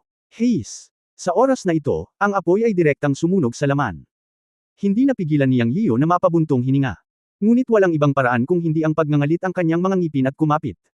Bilang karagdagan, inilagay niya ang lahat ng natitirang mana sa Fengyan Wings, at hinimok ang Fengyan Wings sa sukdulan at tumalon pasulong. Sana lang ay mas mabilis at mas mabilis. Nagsimulang mamuo ang nakakapasong sakit sa kanyang katawan.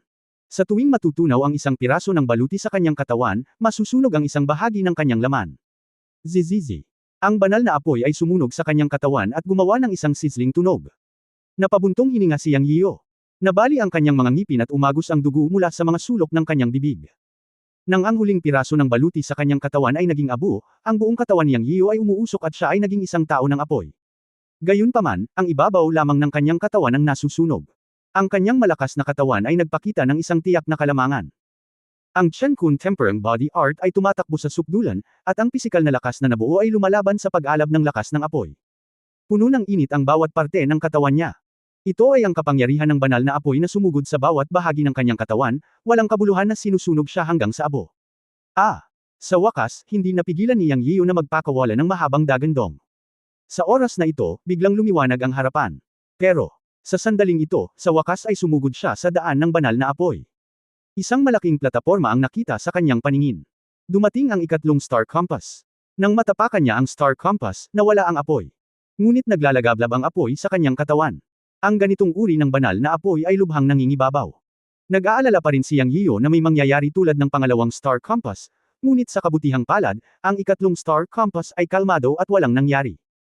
Sa sandaling ito, wala na siyang pakialam sa kahit ano paman, at agad na umupo ng naka-cross-legged para magsimulang magsanay. Ang kanyang buong katawan ay natatakpan ng apoy, at walang kahit isang buo na bahagi ng kanyang katawan, na pumangit at nawasak ng apoy. Ngunit para sa kanya, ito ay mababaw lamang, at hindi mahalaga. Ang totoong problema ay ang kapangyarihan ng banal na apoy ay laganap pa rin sa iba't ibang bahagi ng kanyang katawan. Kung hindi niya isugod ang mga ito sa banal na apoy sa kanyang katawan upang malutas ito, siya ay masusunog hanggang sa mamatay. Kung wala ang pag-aapoy ng panlabas na apoy, hindi siya natatakot sa banal na kapangyarihan ng apoy ng kabilang partido na pumasok sa kanyang katawan. Nagsimulang gumana ang Chen Kun Temperang Body Ju, at tumugon siya ng buong puso at kaluluwa. Pagkatapos ng operasyon, naramdaman ni Yang Yian na ang mga buto ng chi sa kanyang katawan ay nagsimulang damaloy, naglalabas ng kapangyarihan ng chi at kumikilos kasama ang 10 malalaking puno ng Dao. Matapos maoperahan ang panloob na kapangyarihan ng Chen Kun, sinimulan ni Yang Yian na harapin ang banal na kapangyarihan ng apoy na dumadaloy sa kanyang katawan. Sa sandaling ito, nalaman niya na ang sitwasyon ay tila hindi kasing sama ng iniisip niya. Ang nakapangangilabot na banal na apoy na nakaapekto sa kanyang katawan ay hindi lamang nakakasira, ngunit naaabsorb din, at ang antas ay kasing taas ng kapangyarihan ng chi, at unti-unti niyang pinino at hinigup ito. Sa wakas ay kontrolado na ang sitwasyon sa kanyang katawan. Ang kapangyarihan sa mga buto ng chi ay kumalat sa kanyang katawan, at ang nasunog na katawan ay nagsimulang mag-ayos ng mabilis. Sa ganitong paraan, hindi ko alam kung gaano nakatagal. Matapos pinuhin ni Yang Yian ang huling bakas ng banal na apoy, ang kanyang katawan ay ganap na naibalik sa orihinal nitong estado, at ang halos maubos na chi mana sa kanyang katawan ay umabot din sa pagiging perpekto. Hindi lang iyon, nalaman niyang tila umakyat ang kanyang katawan sa mas mataas na antas. Ngayon isipin ito, ang pagpasa sa antas ay talagang isang uri ng paglilinang. Ito ay depende sa kung mayroong isang paraan upang gamitin ito para sa iyong sarili. Siya ay desperado at umasa sa kanyang malakas na katawan. Hindi niya inaasahan na ang pagsipsip ng kapangyarihan ng banal na apoy ay makakabuti sa kanyang pisikal na lakas. Ito rin ay isang hindi inaasahang pakinabang. Ngayon ay iniisip niya na ang kahirapan ng paglilinang sa daan ay isa ring kasanayan sa pagtemper. Matapos makumplito ang pagsasanay, ipinikit ni Yang Yian ang kanyang mga mata. Sa sandaling imulat niya ang kanyang mga mata, nakita niya ang isang figure na nagmamadaling lumabas sa Divine Fire Road. Ang gintong liwanag ay napakaliwanag. Malabo niyang nakita ang mga inscription na dumadaloy sa apoy. Sa sumunod na sandali, nakita niyang lumitaw si Sister May sa harap ng kanyang mga mata. Ngunit ang hindi niya inaasahan ay natamaan siya ng palad ni Sister May nang makatapak siya sa Star Compass. At ang galaw ni Sister May ay isang flash ng Dragon Claws. Nagulat siya at napasigaw, "Ate May, ako po." Mabilis na nag-react si Yang at naisip ang kanyang kasalukuyang hitsura, kaya hindi siya nakilala ni Sister May. Sa sandaling ito, ang ibabaw ng kanyang katawan ay isang layer ng nasunog na shell, at imposibleng matukoy kung siya ay isang tao o isang halimaw. Hindi katakatakang inatake siya ni Sister May nang magpakita siya. Buti na lang. Sa pagbuka pa lang ng bibig niya ay napatigil si Ate May. "Ikaw, si Yanzi?" Tanong ni Ate May. Sa mga mata niya, isa lang siyang hugis tao na itim na uling. Akala niya ito ay isang uri ng pagsubok sa ikatlong Star Compass, ngunit hindi niya inaasahang makikilala ang boses ni Yang Yio. Ako ito. Mapait na ngumiti si Yang Yio, at ang kanyang mahiwagang kapangyarihan ay yumanig sa kanyang buong katawan. Sa isang tunog ng kaluskos, nahulog ang isang layer ng nasunog na itim na shell sa ibabaw ng kanyang katawan, na nagpapakita ng kanyang jade white na balat, ngunit sa oras na ito, siyang ay nakatayong hubad sa harap ni Sister May. Kabanata 3037 Aksidenteng No. Isang muli. Muli, isuot mo muna ang iyong damit. Namula si Sister May at tumingin kay Yang Yio. Napagtanto niyang na ang kanyang damit ay nasunog at naging abo, at ang layer ng sunog na balat sa ibabaw ng kanyang katawan ay natutuklap din.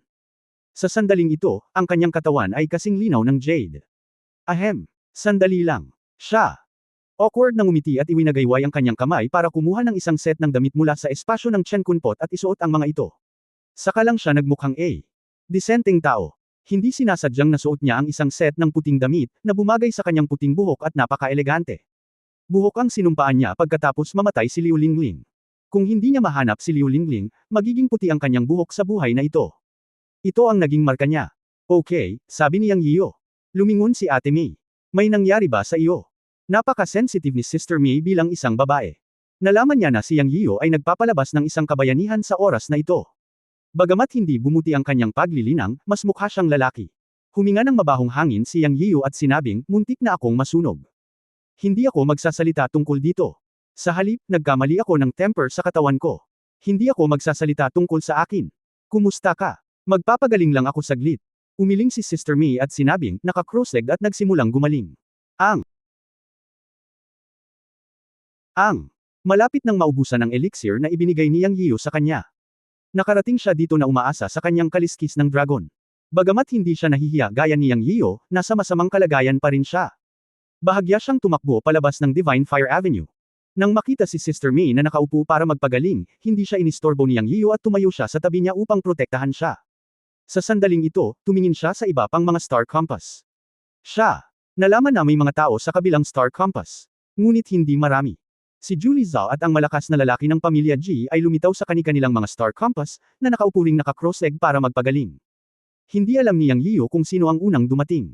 Ngayon, kasama siya at si Sister May, mayroon lamang 3 tao sa 9 na Star Compass, at ang iba pang 6 na Star Compass ay wala pa ring laman. Kinakalkala niya ang oras sa kanyang isip at nalaman niyang wala pang 5 minuto ang natitira bago ang itinakdang oras.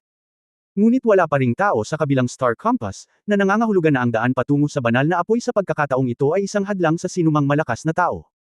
Hindi lang siya ang nakadama na ang banal na apoy ay nangingibabaw. Sa paghusga mula sa 6 na walang laman na Star Compass, tila maraming tao ang hindi pa nagmamadaling lumabas sa banal na apoy. Siyempre, nag-aalala na siya ngayon tungkol sa kanyang sariling mga tao, at ang iba ay hindi nagmamalasakit sa kanya, para lamang hatulan ang mapang api at nakahahadlang na mga problema ng banal na apoy. Sa kanyang panig, si Sister May ang unang nakarating sa ikatlong Star Compass pagkatapos niya.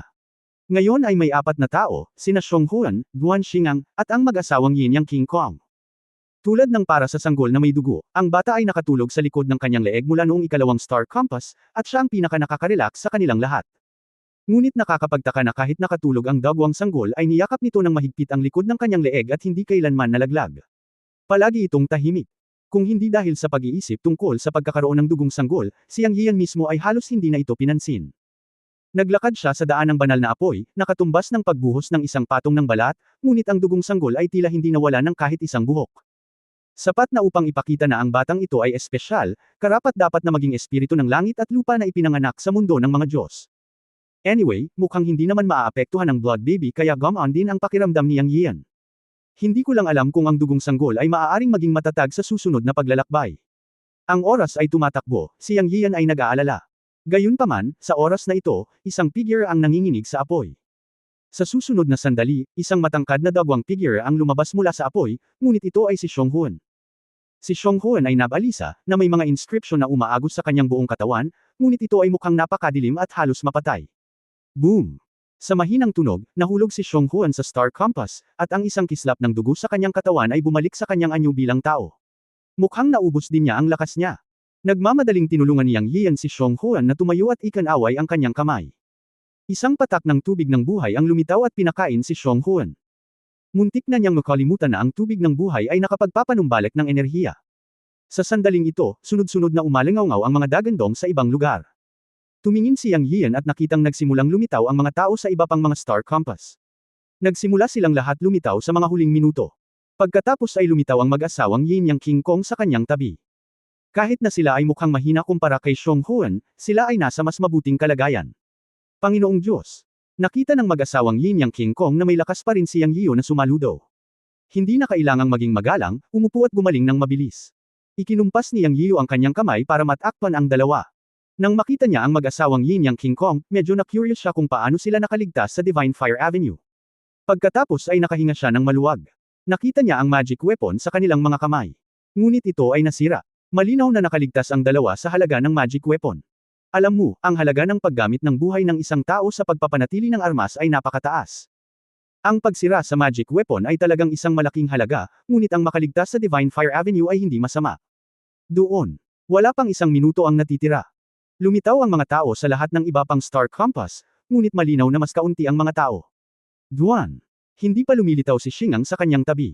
Old Duan, kailangan mong gawin ito. Bamulong si Yang Yian sa kanyang puso, ang kanyang mga mata ay nakatutok sa apoy. Sa oras na ito, ang mga tao sa iba pang mga star compass ay nagmamadaling lumabas sa apoy, na parang alam nilang lahat na malapit na ang oras. Si Yang Yian ay patuloy na nagdarasal sa kanyang puso na iyon. Mabilis na lalabas si Duan Xingang. Huwag kang mag-alala, kahit na ang banal na apoy ay nangingibabaw, hindi pa ito umabot sa punto ng pagiging nakamamatay. Sa karamihan, kailangan mong magbayad ng kaunting halaga. Naniniwala akong lalabas si Duan Xingang. Si Sister Mei ay gumaling sa ilang sandali at nagpakita sa tabi ni Yang Yian upang makipag-usap. Well, sana makapunta si Old Duan. Tumanggo si Yang Yian at tumitig sa apoy. Siya. Tahimik na binibilang ang oras sa kanyang puso, at wala pang 10 paghinga ang natitira. Habang nag-uusap ang dalawa, may lumabas na figure mula sa apoy. Si Duan Xingang iyon. Buti na lang si Old Duan ay isang bumbero, tulad niya noong mga panahong iyon, lahat ay nababalot ng apoy. Boom! Sa wakas ay lumabas si Duan Xingang sa huling sandali na may sumigaw, at nahulog sa star compass. Mabilis siyang tinulungan ni Yang Yian na tumayo, iwinagayway ang kanyang kamay at binigyan si Duan Xingang ng 3 patak ng tubig ng buhay. Bagaman nasusunog ang kanyang mga mata, gagaling siya sa lalong madaling panahon sa pamamagitan ng 3 patak ng tubig ng buhay. Alam din ni Yang Yian na ang mga banal na apoy na ito ay isang uri ng kapangyarihan. Hanggat nagpapatuloy si Lao Duan, malaking tulong ito sa kanyang paglilinang. Pumasok si Duan Xingang sa estado ng paglilinang at pagbawi. Sa sandaling ito, natapos na ang oras. Sa wakas, nandoon na ang lahat. Sa oras na ito, tumingin si Yang Yian sa iba pang mga star compass. Ang ilang mga tao ay tumayo, at ang ilan ay nagpapagaling. Ngunit may mas kaunting mga tao mula sa maraming puwersa, ngunit hindi marami. May mga 20 o 30 katao ang naroroon, at 3 o 4 na tao ang nawawala. Tapos na ang oras. Tumunog ang boses ng espiritu ni Xingluo. Sa oras na ito, nakita ni Yang Yian ang isang taong nagmamadaling lumabas sa apoy sa star compass kung saan naroon si Shenong. Ngunit lumipas ang oras. Ang mga hindi maabot ang tinukoy na oras ay ipapatapon sa kawalan. Bumagsak ang boses ng espiritu ni Xingluo, at nakita ng lahat na ang makapangyarihang tao ni Shenong na lumampas sa oras ay lumipad palayo sa star compass.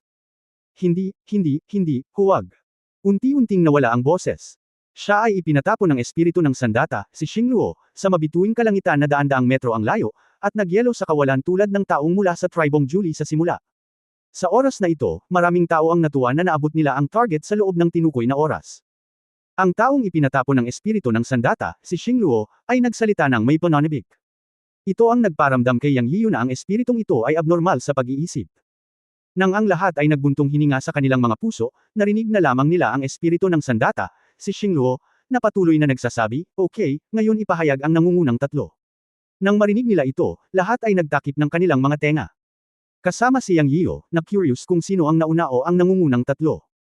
Siya mismo ay hindi alam kung ano ang kanyang ranggo, dahil ang kanyang buong katawan ay sinunog ng banal na apoy sa oras na iyon, at wala siyang pakialam kung may mga tao sa ibang mga star compass. Gayunpaman, nang ipagpatuloy niya ang kanyang paglilinang, nakita niya ang malalakas na lalaki ni Julie Zhao at ang pamilyang Ji na umiiral sa star compass kung nasaan sila. Kaya alam ni Yang Yiu na ang 3 nangungunang pwesto ay silang 3, at ngayon ay hindi niya alam kung sino ang una, pangalawa, at pangatlo. Tanging si Julie Zhao ang sumulyap kay Yang Yiu, ang kanyang mga mata ay puno ng inggit at selos. Nang mabilis siyang lumabas sa apoy, nakita niya ang isang lalaking uling sa star compass kung saan naroon si Yang Yiu. Si Yang Yiu iyon. Sa sandaling iyon, alam ni Julicia na hindi siya ang nauna, at nauna na naman si Yang Yiu.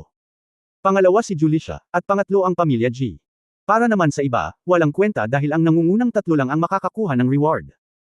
Ang tinig ng espiritu ng Star Compass ay umalangaw sa buong mundo. Ang unang lugar ay Yang Yiu, ang pangalawang lugar ay Julicia, at ang ikatlong lugar ay Ji Wumang. Natigilan si Yang Yiu nang marinig niya ito. Hindi niya inaasahan na siya ang nauna. Pagkatapos mag-react, tumawa siya at sinabi kay Sister May, "Hehe, hindi ko sinasadyang nakuha ko ulit ang unang pwesto." Naging rabbit eyes ang mga mata ng iba, haha. Kabanata 3038 Zuan Huang Yin Yang Umbrella. Nakita ni Yang Yian ang inggit na mga mata ni Julicia na dumampi sa kanya, kaya sinadya niya itong sinabi. Gusto lang niya itong asarin hanggang mamatay. Sa katunayan, hindi lang si Julicia, maging ang malakas na lalaki ng pamilya G, ang 4 sa 5 elementong pamilya, at ang iba pa ay lahat ay may mga mata ng kuneho nang marinig nila na ang unang lugar ay siya. Ang dahilan ng mga pulang mata ay dahil nasaktan niya ang maraming tao, at nanalo siya sa unang pwesto ng 2 beses na magkakasunod. Ang bentahe ng unang lugar sa pagkakataong ito ay ang 3 banal na artifact ay may karapatang pumili ng limitado, na siyang pangunahing punto. Siyempre, ang pangalawa at pangatlong lugar ay maaari ring makakuha ng 2 banal na artifact. Ngunit ito ay ganap na naiiba mula sa siya na ang unang lugar. Sa oras na ito, tanging ang espiritu ng espiritu ang patuloy na nagsabi, "Kabataang Yang Yian, maaari mong piliin muna ang 3 banal na artifact." Hindi man lang nagulat si Yang Yian na ang espiritu ng espiritong si Xingluo ay maaaring tumawag sa kanilang mga pangalan nang hindi sila tinatanong. Tinawag ng lugar na ito ang sarili nitong isang mundo, at lahat sila ay nasa mundo ng espiritong si Xingluo. Hindi nakapagtataka na malalaman niya ang mga pangalan nilang lahat. At ang espiritong ito ng espiritong si Xingluo ay ganap na isang makapangyarihang tao. Para sa kanila, dalawa lang ang salita, misteryoso. Ibinuka ni Yang Yian ang kanyang bibig upang pasalamatan siya, "Salamat, Senior Xingluo." Kahit na ang kabilang partido ay isang espiritu ng armas, tinawag pa rin siya ni Yang Yian na senior. Siya ay ganap na karapat-dapat dito.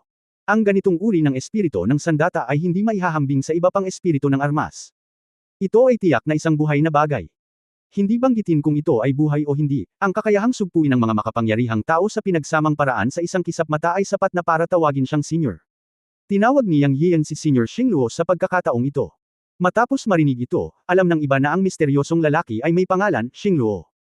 Alam ng lahat na maaaring ito ay dahil nagtanong si Yang Yian sa pangalawang Xingluo noong nakaraang pagkakataon, at walang nakakaalam kung ano ang itinanong ni Yang Yian sa oras na iyon. Ngayon lang alam ng lahat na ang misteryosong matandang boses ay may pangalang Xingluo. At sa pagkakataong ito, para kina Julie Zhao at Ji Wumang, na nanalo sa ikalawa at ikatlong pwesto, bagaman hindi nila makuha ang kwalifikasyon para piliin ang banal na sandata, maaari silang magtanong sa espiritu ng armas na si Xingluo. Ito ay hindi masama.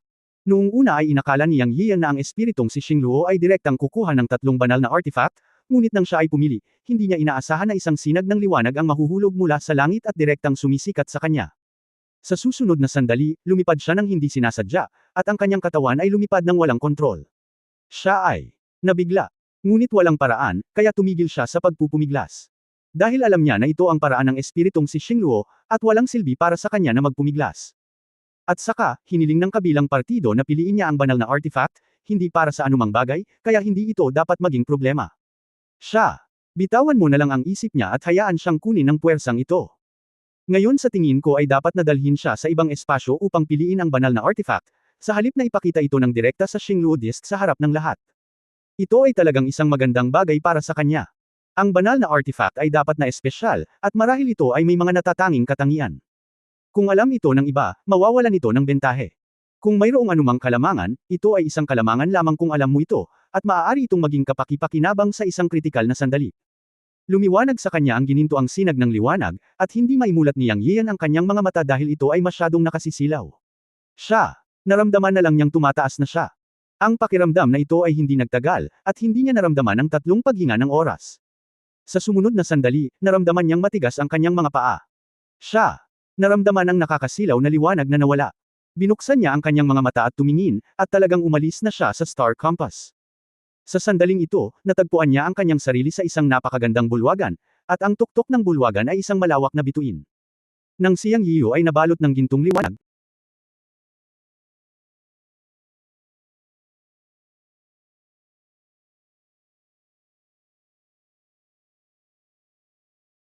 nakita ito ng lahat.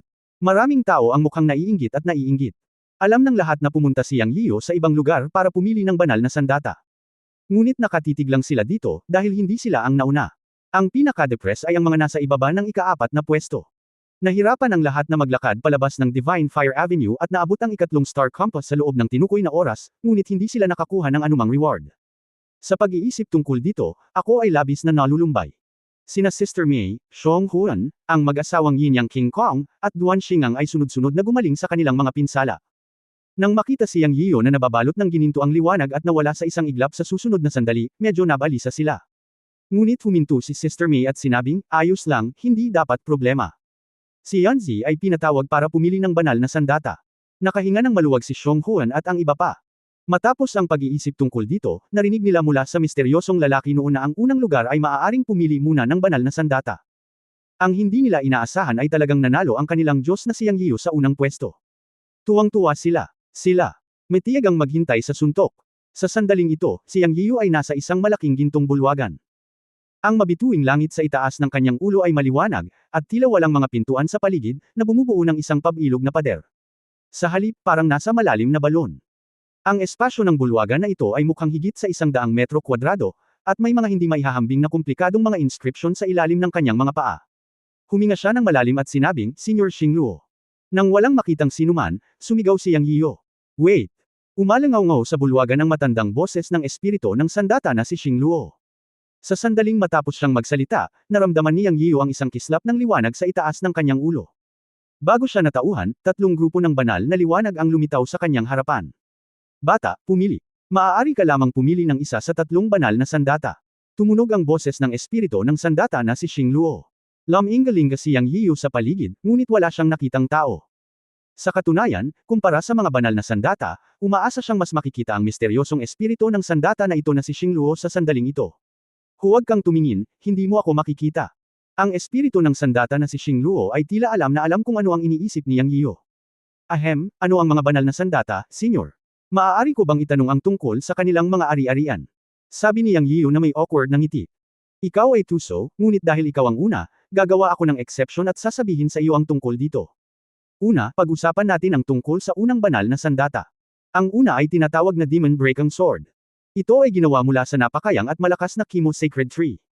Maaari nitong basagin ang lahat ng masasamang espiritu at may walang katapusang kapangyarihan. Ito ang pinakamakapangyarihan sa 3 banal na sandata.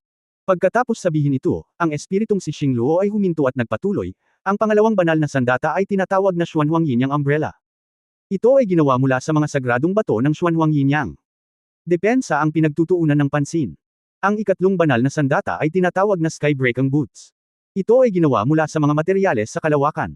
Masasabing mayroon din itong malaking kalamangan sa pamamagitan ng hangin. Relatibong lakas upang gampanan ng isang papel na gusto mo, binata sa isang sulyap. Pagkatapos, nakikinig sa sinabi ng espiritong si Luo Xing, maingat na tiningnan ni Yang Yiyo ang 3 banal na sandata. Sa oras na ito, ang banal na liwanag sa 3 banal na sandata ay naglaho rin, na nagpapakita ng kanilang tunay na anyo. Gaya ng sinabi ng espiritong si Xingluo, ang unang bagay ay isang espada, ang pangalawang bagay ay isang payong, at ang pangatlong bagay ay isang pares ng bota. Ang mga katangian ng 3 banal na bagay ay kumakatawan sa mga katangian ng pag-atake, pagtatanggol, at bilis. Una sa lahat, para sa pagtatanggol, mayroon talaga siyang Chaos Bell, na ayos lang. Bagamat isa itong banal na bagay, iniisip pa rin niya na mas makapangyarihan ang Chaos Bell sa kanyang katawan. Pangalawa, in terms of attack, nang pumunta siya sa Fairyland, iniwan niya ang kanyang Dragon Slaying Sword sa kanyang apo, at ngayon ay wala na talaga siyang angkop na attack weapon. Medyo natutokso pa rin si Yang Yiyan ng banal na espadang ito. Tungkol naman sa langit. Breaking Boots, isa itong speed holy item. Alam niyang may advantage siya dito, pero may Fengyan Wings siya, at hindi naman masama ang bilis niya. Ang pares ng banal na bota na ito ay talagang tulong ng manok sa kanya. Noong una, gusto niyang hingin ang Demon Breaking Sword, ngunit nang magdedesisyon na siya, bigla siyang naisip ng isang problema. Noong nasa Void Emperor Plate sila, dumadaan na sila ngayon sa mga level, at ang kailangan nila ay isang banal na bagay na angkop para sa kanila na makapasok. Tila mas angkop ang banal na sandata na pinangalan ng Xuanhuang Yinyang Umbrella. Bagamat nasa kamay niya ang Chaos Bell, na maaaring gamitin para sa pagtatanggol, ang Chaos Bell ay hindi isang simpleng defensive magic weapon, ngunit isang attack and defense magic weapon, hindi isang profesional na defense magic weapon. Sa pag-iisip nito, gusto ko pa rin ang Xuanhuang Yinyang Powder, para maibigay ko ito kay Sister Mei at sa iba pa para ipagtanggol. Sa Xingluo Avenue, napakaraming umaatake na mga hadlang. Ang kulog at kidlat ay hindi ordinaryong bagay. Sino ang nakakaalam kung ano ang susunod na naghihintay sa kanila? At ang pinakamahalagang punto ay mula sa simula hanggang ngayon, halos bawat seksyon ng Xingluo Road, maging ito man ay kulog at kidlat o banal na apoy, ay sinasabayan ng malakas na hangin. Kung hindi ka mag-iingat, matatenggay ka sa Xingluo Road, at pagkatapos ay mapatapon ka sa kawalan. Ang mga payong ay ginagamit upang maprotektahan laban sa hangin at ulan. Kaya't agad na nagpasya si Yang Yio, gusto ko ang Xuanhuang Yinyang Umbrella. Kabanata 3039 na walang kabuluhang conversion. Medyo kawili-wili ka, okay. Ibibigay ko sa iyo ang Xuanhuang Yinyang Umbrella. Ang tinig ng espiritu ng sandata na si Xingluo ay puno ng paghanga. Sa pagbagsak ng mga salita, ang Xuanhuang Yinyang Umbrella, na nakabitin sa hangin, ay nahulog sa harap ni Yang Yio. Pinuhin mo dali. Sabi ng espiritu ng sandata na si Xingluo. Si Yang Yio ay hindi magalang at agad na sinimulan na pinuhin ang Xuanhuang Yinyang Umbrella gamit ang paraan ng paghahain ng dugo. Bagaman ito ay isang banal na sandata, ang paraan ng pagpino ay hindi naiiba sa iba pang mga kapangyarihan ng mahika. Ang paraan ng paghahain ng dugo ay ang pinakamabilis. Matapos itong pinuhin ni Yang Yio, napagtanto niya na maaaring kumita na siya sa pagkakataong ito. Ang Xuanhuang Yinyang Umbrella ay may balanse ng Xuanhuang at Yinyang. Kapag binuksan ang payong, tinutukoy nito ang mundo. Hindi pa banggitin kung gaano karaming depensa ang maaaring makamit, ang pag-coordinate lamang sa yin at yang ng mundo ay gagawin siyang walang talo sa susunod na Xingluo Road. Siyempre, medyo exaggerated ito, pero at least alam niya na kaya niya ang malakas na hangin. Okay, anak, palitan mo ito pabalik. Gamit itong Xuanhuang Yinyang Umbrella, maaari kang magkaroon ng advantage sa mga susunod na level. At sasabihin ko sa iyo na ang Xuanhuang Yinyang Umbrella ay ang pinakamalakas sa tatlong banal na sandata. Ito ay hindi lamang para sa depensa, kundi para sa pag-atake din. Pabalik. Nang tumunog ang mga salita ng espiritong si Xingluo, naramdaman ni Yang Yio ang isang gintong liwanag na sumisikat sa kanya.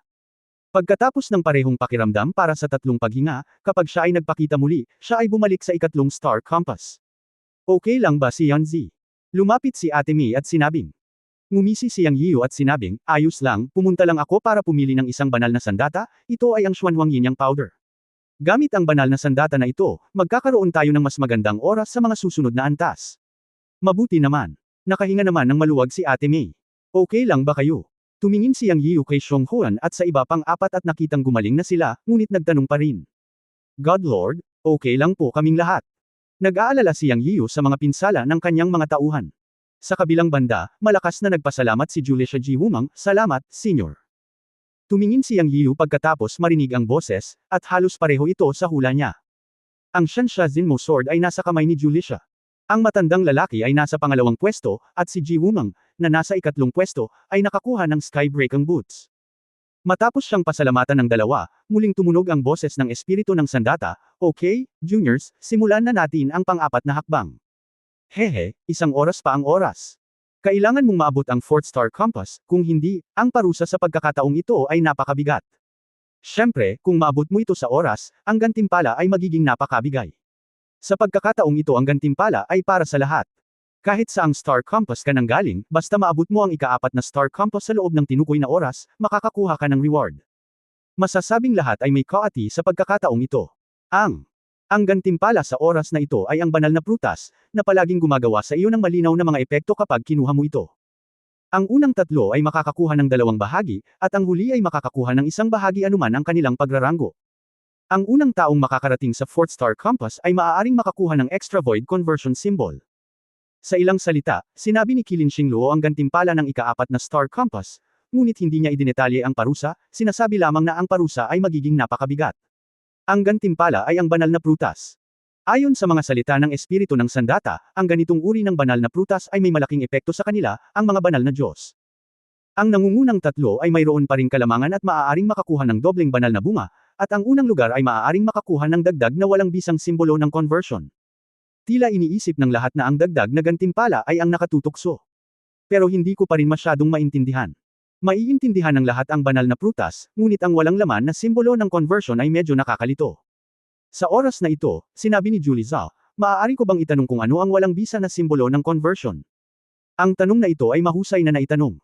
Ang walang laman na simbolo ng pagbabagong ito ay isang katulong lamang sa mga normal na panahon, ngunit sa walang laman na mundong ito, kung sinuman sa inyo ang may walang bisang simbolo ng conversion, ito ay katumbas ng dagdag na buhay. Naiintindihan mo ba? Bakit mo nasasabi yan? Pakinggan mo ako ng dahan-dahan. Ang walang laman na simbolo ng conversion na ito, gaya ng ipinahihiwatig ng pangalan, ay maaaring gamitin sa walang bisa.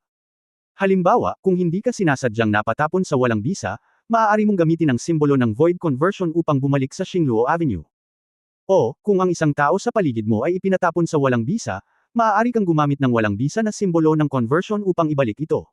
Naiintindihan mo ba? Pagkatapos, ang espiritong si Xingluo ay natapos ng magsalita, idinagdag niya, nga pala, mayroon kang karagdagang karapatan na magtanong sa akin, at ngayon ay naubos mo na ito. Halos mapasukan ng dugo si Julie Zhao sa sinabi nito. Siya, Ji Wumeng at Yang Yian ay nanalo sa nangungunang 3 pwesto ayon sa pagkakabanggit. Nakuha ni Yang Yian ang prioridad na piliin ang banal na sandata. Si Julie siya ang pangalawang pwesto. Bagamat siya at si Ji Wumeng ay walang prioridad na pumili ng banal na sandata, nagkaroon sila ng pagkakataong magtanong. Pero, ngunit ngayon ay nasayang ang pagkakataong ito. Kung alam ko lang, hindi na sana ako nagsalita ngayon. I just asked casually, which offset an opportunity. Naging purple ang mukha ni Julicia. Puff, hahaha. Hindi napigil ang matawa ni Yang Yian nang marinig niya ito.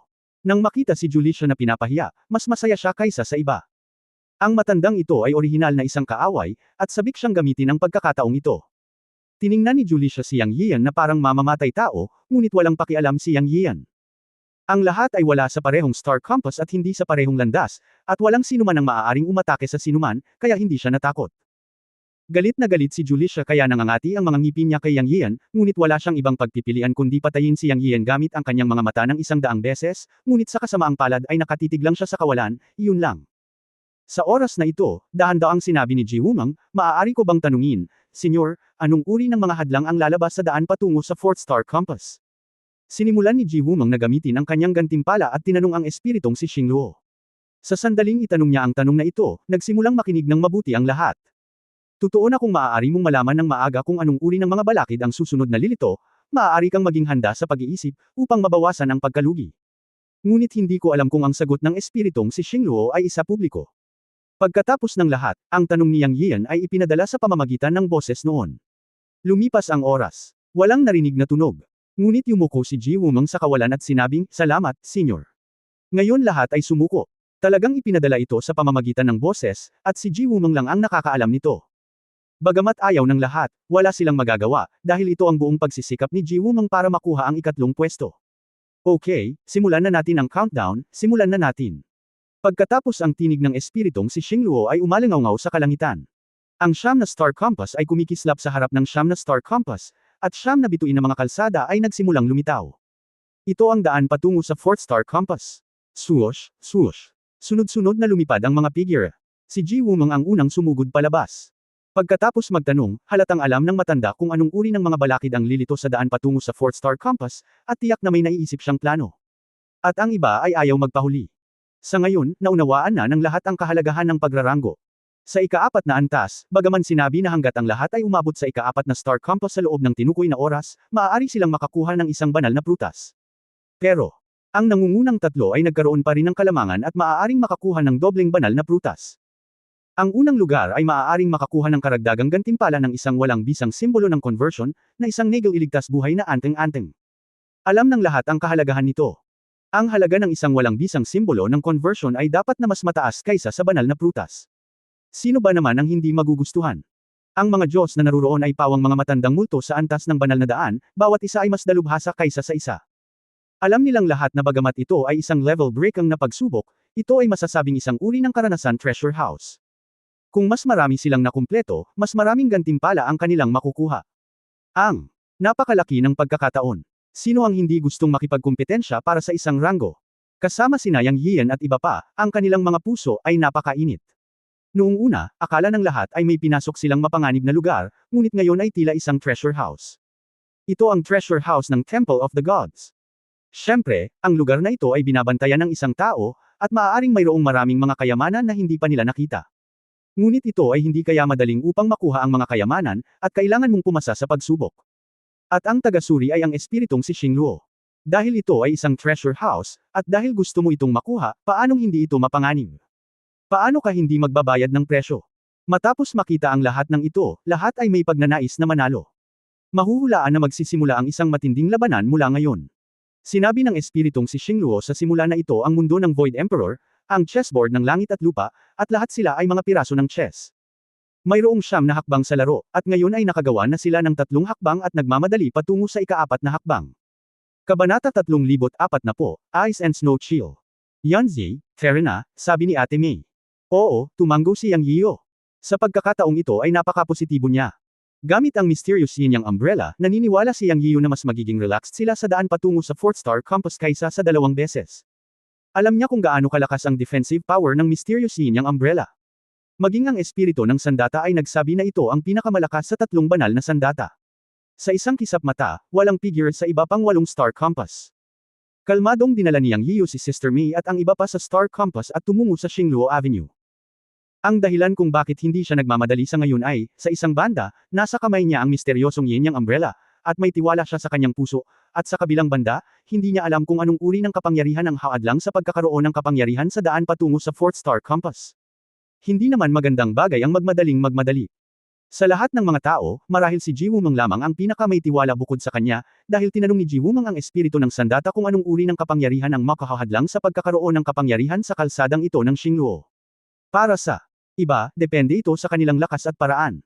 Kung tutuusin sa mga nakaraang sitwasyon, magkakaroon ng iba't ibang sagabal sa bawat bahagi ng kalsada, ngunit may karaniwang punto na kahit anong puwersa ang lumitaw, sasamahan pa ito ng malakas na hangin sa bawat pagkakataon. Ang tanging mahuhulaan ng lahat ay ang malakas na hangin. Bilang karagdagan, ang mga hadlang sa bawat seksyon ng kalsada ay magkakaiba at hindi regular. Baka bigla silang sumulpot habang naglalakad.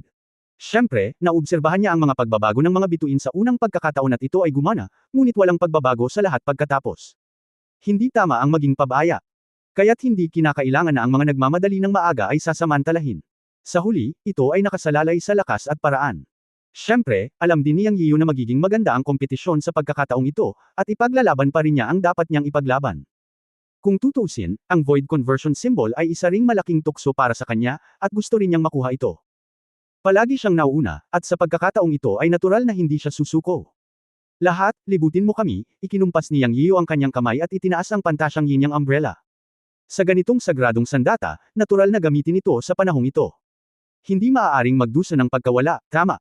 Sa susunod na sandali ay pinaandar ni Yang Yiyu ang pantasyang yin yang umbrella. Biglang umikot ang berde at dilaw na divine energy, na bumubuo ng 3 metrong saklaw ng saklaw. Lahat sila ay kasama dito, at hindi ito masikip. Ang pagkonsumo ng mana sa pagpapatakbo ng banal na artifact ay napakalaki, ngunit ito ay nasa loob ng saklaw ng pagpapaubaya ni Yang Yiyan, at kumpara sa pagkonsumo sa banal na apoy noon, hindi ito isang alalahanin. Nabuo ang depensa, at si Yang Yiyan ay napakamatuwid sa kanyang puso, fair na. Sa isang utos, si Sister Mei at ang iba pa ay sumunod sa kanyang lakad at sumulong. Nang maglakad sila ng halos 100 metro, nakita ni Yang Yiyan na ang ibang mga tao sa Xingluo Road ay tila napakabagal na sumusulong. Bawat isa sa kanila ay may banal na liwanag at tila nakabuo ng mana defense sa labas ng kanilang katawan. Nang makita ang eksenang ito, bago pa niya ito makita ng malinaw, ang Xuanhuang Yin yang umbrella na hawak niya gamit ang isang kamay ay biglang lumubog, at ang Xuanhuang Yin yang umbrella ay halos madulas sa kanyang kamay. Buti na lang at mabilis siyang nakareact at mabilis na ginamit ang dalawang kamay para patatagin ito sa pagkakataong ito. Sa oras na ito, sinabi ni Duan Xingang, mukhang umuulan, Panginoong Diyos. Umuulan. Natigilan si Yang Yiyan, at pagkatapos ng masusing pagtingin, ito ay totoo. Lumitaw ang mga patak ng ulan sa Xingluo Road. Sa una, ito ay kalat-kalat na patak ng ulan. Ngunit sa isang iglap ay palaki ito ng palaki, at hindi niya maiwasang mapabilis muli ang kanyang lakad. Paanong ang mga patak ng ulan na lumitaw sa Xingluo Road ay mga ordinaryong patak ng ulan? Halatang lakas ang humahadlang sa kanila sa pagkakataong ito.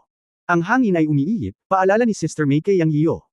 Huwag kang mag-alala, okay lang sa pagkakataong ito. Sabi ni Yang Yiyu habang naglalakad. Natural na naramdaman niya ang malakas na hangin sa unang pagkakataon, at masasabi pa nga na siya ang unang nakadama nito, dahil pinaandar niya ang Xuanhuang Yin yang umbrella sa kanyang kamay. Nang magsimula ang ulan at malakas na hangin, naramdaman niya ito sa unang pagkakataon. Ngunit sa oras na ito, wala siyang pressure sa kanyang puso. Dahil nalaman niyang ang Xuanhuang Yin yang umbrella ay talagang karapat-dapat na maging isang banal na sandata. Nang magsimula ang mga patak ng ulan at malakas na hangin, nadagdagan lang niya ang kanyang mana at wala siyang naramdaman. Umikot ang berde dilaw na halos sa loob ng 3 metrong hanay, at ang ulan at ang malakas na hangin ay hindi naging hadlang sa kanila.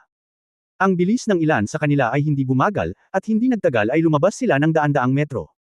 Siyempre, hindi dahil sa hindi malakas ang ulan at malakas na hangin, ngunit sa pagkakataong ito ay nasa kamay niya ang Xuanhuang Yin yang umbrella, kaya hindi sila nakaranas ng pressure shock. Sa katunayan, mula sa ibang Xingluo roads, nang lumakas ang ulan at hangin, ang iba pa sa loob nito ay nahihirapang gumalaw, halos mukhang mabagal na parang hindi sila makagalaw. Ngunit ang totoong sitwasyon ay naramdaman niya ang pag-ulan mula sa Xuanhuang Yin yang umbrella, at ang bawat patak ng ulan ay kasing bigat ng 1,000 libra, at ang hangin ay kasing talas ng kutsilyo. Sa bawat oras na ito ay pumutok, ito ay hamina sa depensa na nabuo ng kapangyarihan ng mahika, na ginagawang ang banal na liwanag sa katawan ay masyadong lumalabo. Ito ay nagpapakita na ang balakid sa pagkakataong ito ay napakalakas, at hindi sila nasa ilalim ng labis na presyon matapos na protektahan ng Xuanhuangyin ang umbrella. Hindi nagtagal, nalampasan ni Yang Yian at ng kanyang partido ang maraming tao. Makalipas ang mahigit kalahating oras, wala na silang makitang tao. Gayunpaman, sa mga taong natagpuan niya, wala siyang nakitang malalakas na lalaki sa ikalawang antas ng Five Great Hidaw. Gaya ng Julie Zhao at Ji Wumeng. Bagamat hindi alam ni Yang Yian ang mga pangalan ng iba pang tatlong malalakas na lalaki sa ikalawang antas ng 5 dakilang hidaw, alam niya na sila ay mula sa Bright Heavens, Shanong Clan, at Xiu Clan. Ang katotohanan na, ang 5 taong ito ay hindi pa nakikita hanggang ngayon ay nangangahulugan lamang na tumakbo na sila sa harapan. Mahigit kalahating oras na ang lumipas, at may plano si Yang Yian sa kanyang isipan. Alam niyang dapat mas mabilis siya. Ngayong hawak na niya ang banal na artifact na Xuanhuangyin Yang powder sa kanyang kamay, kung hindi siya makikipagkumpetensya para sa nangungunang 3 lugar sa pagkakataong ito, talagang isang kahihiyan para sa banal na artifact na ito. Kailangan nating magmadali. Kung hindi natin mapanalunan ang unang pwesto, kailangan nating makapasok sa nangungunang 3 sa pagkakataong ito. Sabi niya kay Ate May at sa iba pa. Walang problema, maaari pa akong magmadali. Sabi ni Ate May. Kuya yun, kaya ko rin. Sabi ni Xiong Huan. God Lord, kaya rin namin. Sumagot ang mag-asawang Yin Yang King Kong. Sinabi ni Duan Xingang, Panginoong Diyos, huwag kang mag-alala, hindi ko pa naabot ang aking limitasyon. Tumango si Yang Yian at sinabing, okay, humanda ang lahat sa sprint. Habang nagsasalita siya, lumitaw ang hangin at mga pakpak ng ulap sa likod ni Yang Yian. Ang iba ay bumangon din na may banal na liwanag sa kanilang buong katawan. Let's go, sabi ni Yang Yian at pinasikat ang hangin at cloud wings. Siyempre, hindi niya itinulak ang hangin at mga pakpak ng ulap sa limitasyon, dahil alam niya na kung talagang itulak niya ang mga pakpak ng hangin at mga pakpak ng ulap sa limitasyon, maaaring makasabay siya ni Sister May, ngunit ang iba ay hindi. Gayunpaman, sa oras na ito, ibinalik ng lahat ang express delivery sa pinakamabilis na bilis. Lahat sila ay sabay-sabay na gumagalaw, at ang bilis ay puno na. Mayroon pa ring malakas na hangin at malakas na ulan sa labas ng Xuanhuangyin Yang umbrella, ngunit ito ay kalmado sa loob ng payong. Hindi sila naapektuhan, maliban na naubos niya ang 1/4 ng kanyang mana, ngunit kumpara sa Divine Fire Avenue, ang pagkonsumo na ito ay wala. Ito. Nagpapakita rin na ang Xuanhuangyin Yang umbrella ay talagang pambihira. Alam niyang kinita niya ito. Ang lugar na ito ay talagang puno ng magagandang pagkakataon. Lalo pa, mas gusto ni Yang Yian na magsikap para sa unang lugar sa ika-4 na Star Compass. Ngunit alam niya na ang unang lugar na ito ay magiging stress at hindi madali, dahil nakuha ni Julicia ang Demon Suppressing Sword at nakuha ni Ji Wumeng ang Skybreaking Boots, na parehong banal na sandata. Hindi banggitin ang banal na espada ni Julicia, ang Skybreaking Boots ni Ji Wumeng ay mga banal na sandata ng bilis. Posibleng si Ji Wumeng, na nakasuot ng Holy Weapon level boots, ay mas mabilis kaysa sa kanyang Wind and Cloud Wings. Ngayon ay umaasa na lamang siya na ang kahirapan sa hinaharap ay hawad lang sa kanilang paghina. Hanggat maaabutan niya, magkakaroon siya ng pag-asa na makuha ang unang lugar. Makalipas ang mga 10 minuto, nalaman ni Yang Yiu na nawala na ang ulan sa kanyang paningin, ngunit isang malawak na puti ang lumitaw sa unahan. Nang dumaan sila, nakita nilang naging yelo at nyebe ang ulan. Nagkaroon ng makapal na snow sa Xingluo Road. At kahit na hawak niya ang Xuanhuangyin Yang umbrella, nakaramdam siya ng matinding lamig sa oras na ito. Ang mga malalaking piraso ng nyebe ay hinaranggan ng Xuanhuangyin Yang umbrella. Hindi naapektuhan ang kanilang bilis, ngunit mas lumalamig ang kanilang pakiramdam. Ang napakalakas na lamig ay direktang tumagos sa depensa ng Xuanhuangyin Yang umbrella at dumiretso sa kanilang mga katawan. Halos sa isang kisap mata, isang layer ng hamog na nagyelo ang lumitaw sa kanilang mga katawan. Mabilis na bitawan ang banal na pagtatanggol sa apoy. Nagulat si Yang Yiu. Hindi niya akalain na ganito pala kalakas ang yelo at nyebe sa kalsadang ito. Mabilis na pinakawala ni Sister May at ng iba ang banal na apoy upang pawiin ang hamog na nagyelo sa kanilang katawan. Patuloy na sumulong si Yang Yiu na may dalang payong, ngunit ang kanyang bilis ay bumagal ng hindi sinasadya. Kahit na nilabanan niya ang yelo at nyebe, tumaas din ang kanyang pagkonsumo ng mana. Sa sandaling ito, tumangala siya at sa wakas ay nakita niya ang mga figure na lumilitaw sa iba pang Xingluo roads. Nakita niya ang 3. Hindi pa rin nakikita sina Julie Zhao at Ji Wumeng. Napakunot naman ito ng noo. Hindi niya inaasahan na ganoon kabilas sina Julie Zhao at Ji Wumeng, ang dalawang matandang immortal, sa pagkakataong ito. End of this chapter. Pahingi naman ng like, share at subscribe mo na rin para updated ka sa susunod na kabanata. Salamat.